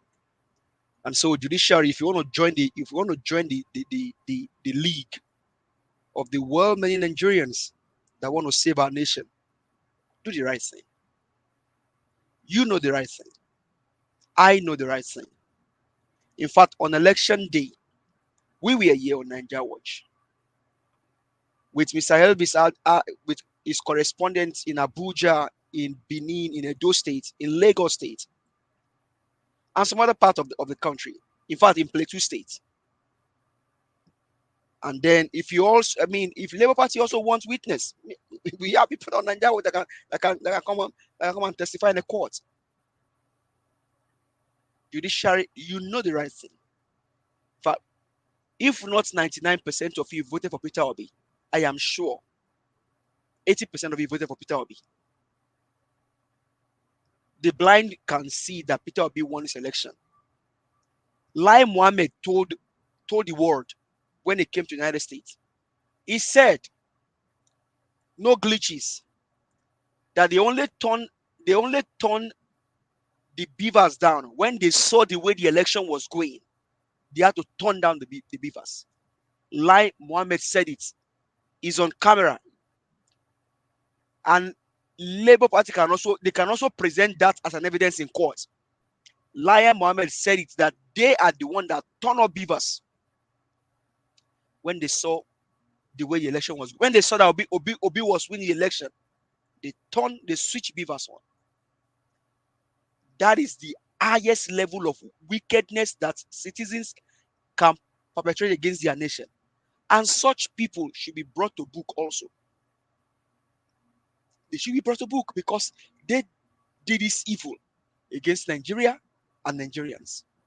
So judges, the 5 of you, you know the right thing. And the right thing is to declare Mr. Peter Gregory Obi as the winner of the election. Because indeed, he won the election. Nigerians know it. All over the world, everyone knows it. Amazon witness just told us that there was no glitches. It was human being that caused that turned off beavers. Barrister Mike Igini, told us on this platform that beavers did not fail, but human elements were the ones that failed Nigerians. So judges, do the right thing. And to the comedians, if you know that you are not for Peter Obi, we know most of you. Enter house, relax, they chop corn agbado as you want to chop. But when it comes to Peter Obi's name, do not mention his name. He has a case in court. Let the whole thing plays out. And to the fan of Akpororo, if you are a good Nigerian behind Peter Obi, I encourage you, unsubscribe, unfollow, do not show up in his comedian anymore. Let him go and eat his agbado, as many as possible agbado wants to eat. Let him eat. With time, we will rescue Nigeria, and he himself will see it. Thank you very much, Mr. Elvis. We appreciate you. Have a blessed night, everyone. God bless you, my brother. I appreciate you too. It's a collective effort. Thank you. Okay. Let me quickly go to Blank Panther. I got Black Panther. Give me your final submission, sir. Guy, he looks so tired. You said? I think you don't tire finish. Yes, so, but you don't be firewood. The work not easy. It's not easy at all. It's not easy at all. And, so I want to thank everyone. We should take it light. We are getting there. I felt it. I'm feeling it. But I decided to make myself happy because they are both of them that are fighting against us. They are foolish. So it has been there during the days. I'm used to these people because I fought against the establishment and they dealt with me. But I went to the court. I got a good court judgment. So we are going to get it because God with us is the hope of glory. So we are going to get it. There's something in it. There's something in that guy, that man, BPO. There's something in him that many people have not seen. But those that have seen it are the one called the wise men. We are the wise men. That is why we are focusing on him and we are yielding to everything he's saying. And we are following him with our mind, with our heart, with everything we got to fight the establishment. Through the media, where the whole world will see it and history will be on our side. I want to thank everybody that have stood this ground. I want to say something. If we are expecting the religious body to rise up, you ain't gonna see any of them because they are all compromised. They are like Akpororo. They are comedians. I said it before, and I'm standing my ground to say it. Because all of them, God is going to start his judgment from his home, from his house. You cannot be a righteous man and see your nation go down. That means you are questionable. In your Christendom, you are questionable. So if those that are not right, those that are not righteous are standing their ground to fight for their country, who are we that are called the righteous, that are following our Creator, and he has given us the dominion power to fight because we have a voice. It was the voice of a man that caused the World War I, the World War II. We have a voice, and our voice is powerful. That is why we are shaking the establishment. That is why establishment will bend and come to the near of our voice. We should keep on doing this thing. We should keep on, we should not relent. Our PO has already told us this is a long journey and we must continue to fight and fight. Even one of his then and a great woman came here to tell us this is a long journey. We should keep on pushing and pushing because we have the power to make it to the end point. Many nations have passed through this. It's our turn to pass through it. We are not expecting any support from anyone. We are going to fight and we are going to get to the promised land. We are going to take our mantle. So I encourage everybody, don't let your spirit be down. Let the power speak through your voice. Let the power in you arise in you. Don't break it down by yourself. There's power in you. There's God in you. And that God is in you that is pushing you to do the needful. Because when the righteous rule, the people will rejoice. We that are fighting here, we are the righteous because we recognize God in the man we are following. He heard the voice in Lagos toll gate and he hearkened to the voice. He was never a disobedient man, but he hearkened to the voice. And he said, unto this voice that I've heard, I will fight to the latter. And there is a new country, the rebirth of a new nation. Nigeria is possible. Let us have it in our mind. Don't let any judicial pronouncement, any mesmerizing word from some judges that are taking it as a joke, their burden is in their shoulder. I dare them to say that we don't have facts. We don't have things to win this case. I dare them. Let them speak and they will meet the Nigeria they've never seen before. They thought we are joking, but let them speak. They will see the Nigeria they've never seen before. So we should all just keep calm and let us forge with that positive instinct in us, with that positive mind in us. We're going to get there. Let no heart be broken. Let no heart be shaken. But we are moving. We're going to move and move until we get to the promised land. Nations have done it. Words have been spoken. The word that was spoken by Martin Luther King became manifest after several years, after several decades, became manifest in a man from Africa. In a man from Africa. So therefore, the word has been spoken. There is a new Nigeria. New Nigeria is possible. That is a word that we should hold. It is possible, and it will be possible because we are part of parcel of that new Nigeria. Mr. Niger Watch, I pray for you that you continue to rise above all human factor, because the promised land which you are fighting to get to, you will get there because you are part of it. History will be on your side, and you will flourish, and your children will follow, will be much more greater in this realm that you are now. And they will say, our daddy fought a good fight. And that good fight, we are in the reality of this fight.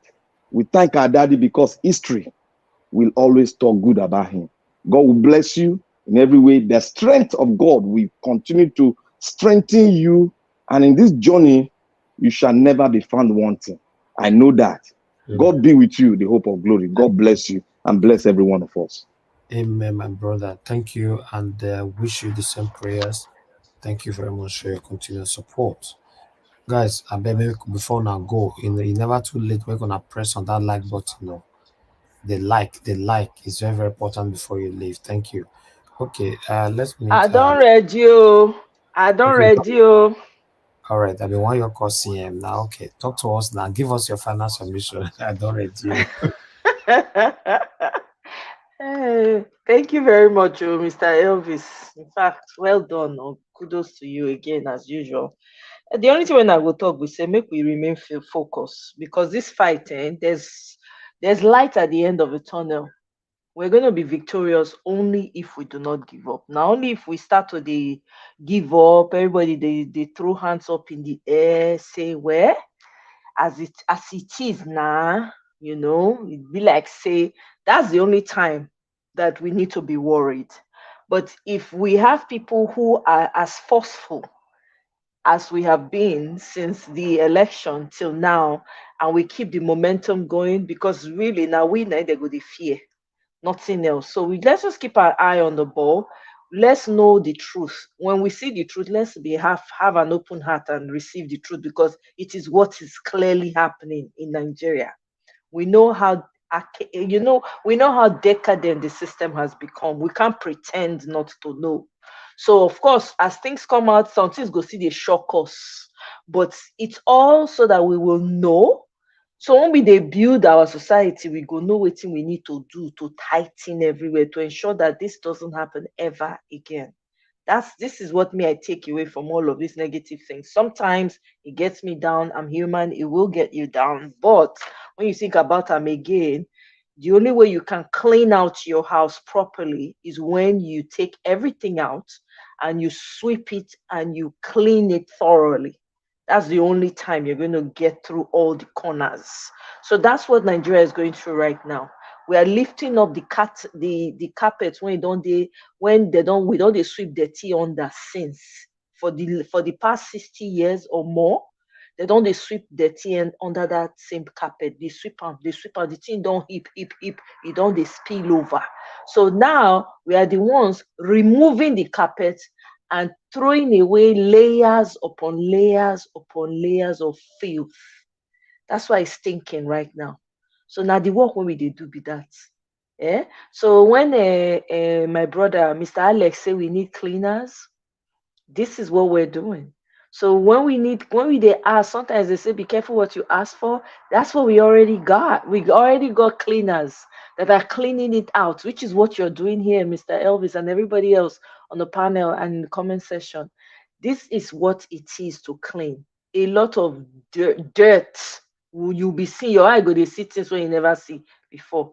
So let's keep our eye on the ball. Victory is certainly assured. And that's it. Let's keep showing up. We will win. We will win. And let's keep praying and supporting our principal, because honestly, the battle when the man they fight, and all obedience is not just physical, it's spiritual. So make we remember to pray. Whatever it is you pray to, remember to your prayer as you dey come here, come battle every day. That's all I'm gonna say. God bless you, my brother, and everyone in the panel. We jam again later. Thank you. Thank you. God bless you, my dear sister. I appreciate you. All right. Let me move on to Ogacm. Ogacm, thank you very much for your patience. Give us final Thank you. submission. Yeah, my final submission is first and foremost, I think I've said it repeatedly, Mr. Niger Watch. You see, you've already made history so far because, like you said today, I didn't know, maybe you said it unconsciously, that no YouTube channel dedicate their this thing for any politician, for any movement. But you did you chose your own and you did the right thing. History will remember you because the joy of the day P2B will be sworn in. I don't know how that day traffic go there here tire. Just know it. Let me predict it. Traffic go there here tire. So on that note, I thank you very much. What you did can be emulated, not for any selfish reason. Given your maybe I could say aristocratic background, don't be annoyed about that. Aristocratic background, you left it to live the life of a commoner. Still pretend as if otherwise ordinarily your name, your background could have been opening doors, but you chose to beat your own part and you are doing it very well. So it's something to be proud of. You did the right thing. I wish people can, those upcoming can say, look, let me copy you. So it cannot be in vain. It will be recorded already. If blessing is anything, if it can be quantified, by now you should have been over the weight of the blessing and the prayer people are wishing you, you could have been saying, look, my neck is paining, I can't carry it anymore. But then there's nothing like when people express from the heart. You can see everybody is tired. Everybody, even those that feel that they have the upper hand. It's not easy. Now, from the snippet I had, was it here, I had it, that electricity, even the darkness they are giving them, they want to increase this thing again. So it's not easy. It's just that they are pretending 77 trillion in debt. Is it easy? And this money you can't account for it. Normally, when you owe such amount of money, one might be saying, look at what I invested it in. It's not bringing returns. But this one, nothing, including going to Niger to build rail. That's part of 77 trillion we are crying for. So, Niger Watch, you did the right thing. I thank you very much. And I want to urge those listening, wherever they may be, do not lose hope. In fact, there's not really to say lose hope. Rather, we should be gaining hope, strength by strength. I still feel that there is no way with this type of evidence. It's unprecedented in Nigerian judicial history, whereby this type of evidence every day. Look at the cooler of jollof rice they bring to court from every state. Do you think it's easy? Each one had evidence to nail INEC, and they've nailed INEC. In fact, INEC helped to nail itself. So I do not see why the judges could not look back and say, look, if law is based on evidence, the evidence is overwhelming. In fact, it's intimidating. They just have to bow to the weight of the evidence and say, look, like they usually say, from the evidence before this court, this case have been proven beyond all reasonable doubt that P2B was robbed. Not really say, they don't need to say he was robbed of his victory. And they are happy that he came to court to reclaim it. Therefore, his appeal or whatever he's seeking hereby succeeds. That's all. court, and everybody will rise up. That's all. So that is how it should be. We cannot continue to wallow in abject poverty. Nigerian poverty is man-made. The world is laughing at us. Not even the world, because if you say the world, it's as if we are rating ourselves too much. Our African neighbors, they are laughing at us because what they do, what the election that could have been concluded by March is dragging up till later, a better part of the half of the year. We shouldn't be, simply because some people feel they are clever. They are clever by half. They can go and switch it off because they see the way it's going. Okay, because you see Peter B is leading, you don't want him to be. You now recognize Peter B is this. Then why not tell Peter B we don't want you and your peer and whoever you think you represent part of Nigeria? Eh? That is the contradiction I can never understand. You want some area not to aspire to leadership, yet you want that area to be bona fide. What is it? Part of the contraction you call Nigeria. Man, people cannot play God. Even God won't like it. God gave us dominion over what is on earth. Yes, I agree. But you can't challenge God now. He made it possible. And then some people will tell you that no, they don't have to do that. All they need to do is to decide our life and fate. Tomorrow they say unity, unity. Let's unite. Let's unite. What of justice? No way. What of equity? No way. What of fairness? All you talk is unity, unity of the donkey and the donkey rider, whereby the donkey rider he climbs the donkey and then they are united. One is suffering, one is, you know. So please, anyway, I think part of the takeaway from the court case is that Nigerians are beginning to know how rotten the judiciary is, and then how judiciary could be reformed, given what is happening, and then given the lecture that Professor Chidi Odonkalo gave. He's a lawyer himself. He's indicting his colleagues. Look at what they are doing in the bench. CJN must control NJC. So what does it mean? Head or tail, you know, they decide your fate. Not really the system, but not really justice, but just pure human wickedness. Politicians must either you have your wife as a judge, or you have your in-law as a judge, or you have your godfather, political godfather as a judge, or the son. You must have a connection to a judge.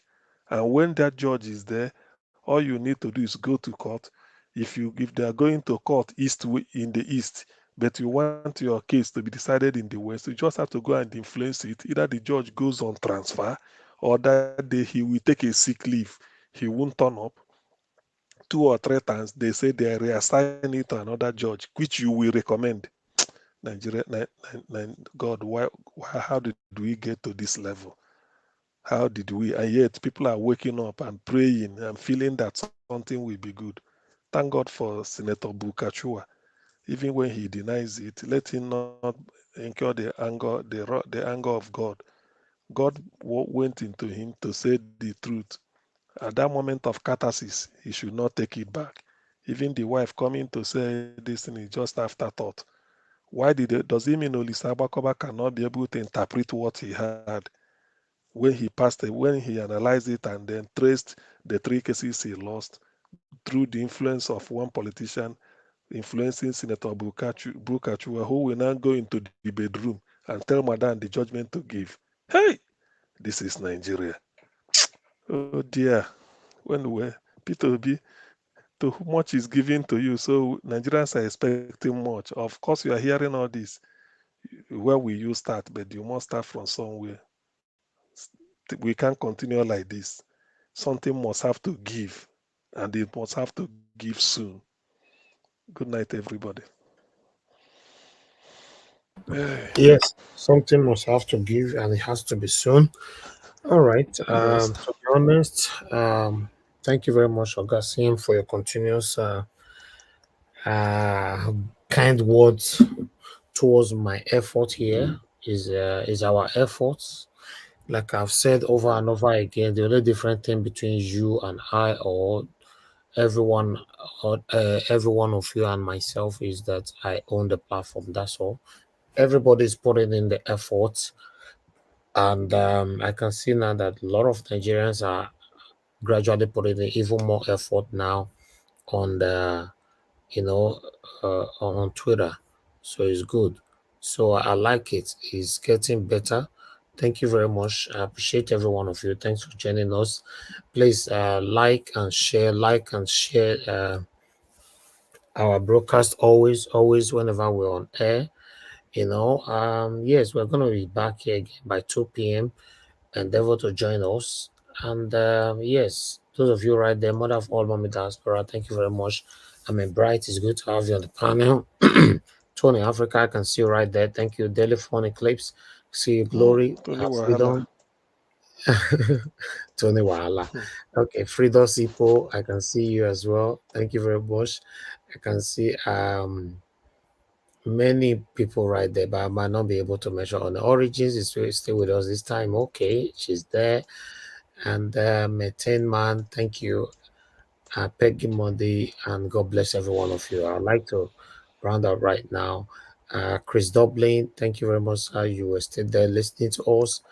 Thank you. Endeavor to join at 2 p.m. We're going to be covering the update in courts are live here on Nigeria Watch. Now we'll go draw the curtain. Thank you very much, my people, and good night for now. You are the pillar that holds my life. You are the pillar that holds my life. Master Jesus, you are the pillar that holds my life. Lily of the body, you are the pillar that holds my life. You are the pillar that holds my life. You are the pillar that holds my life. Lion of the night, you are the pillar. Chickadee, you are the pillar. Daddy, you are the pillar that holds my life. Lion of Judea, you are the pillar that holds my life. Anyway, you are the pillar that holds my life. Hey, yeah. Master Jesus, you are the pillar that holds my life. You are the pillar. You are the pillar that holds my life. I said, Jesus, unibu kalabati sinduwe. Ibu kalabati sinduwe.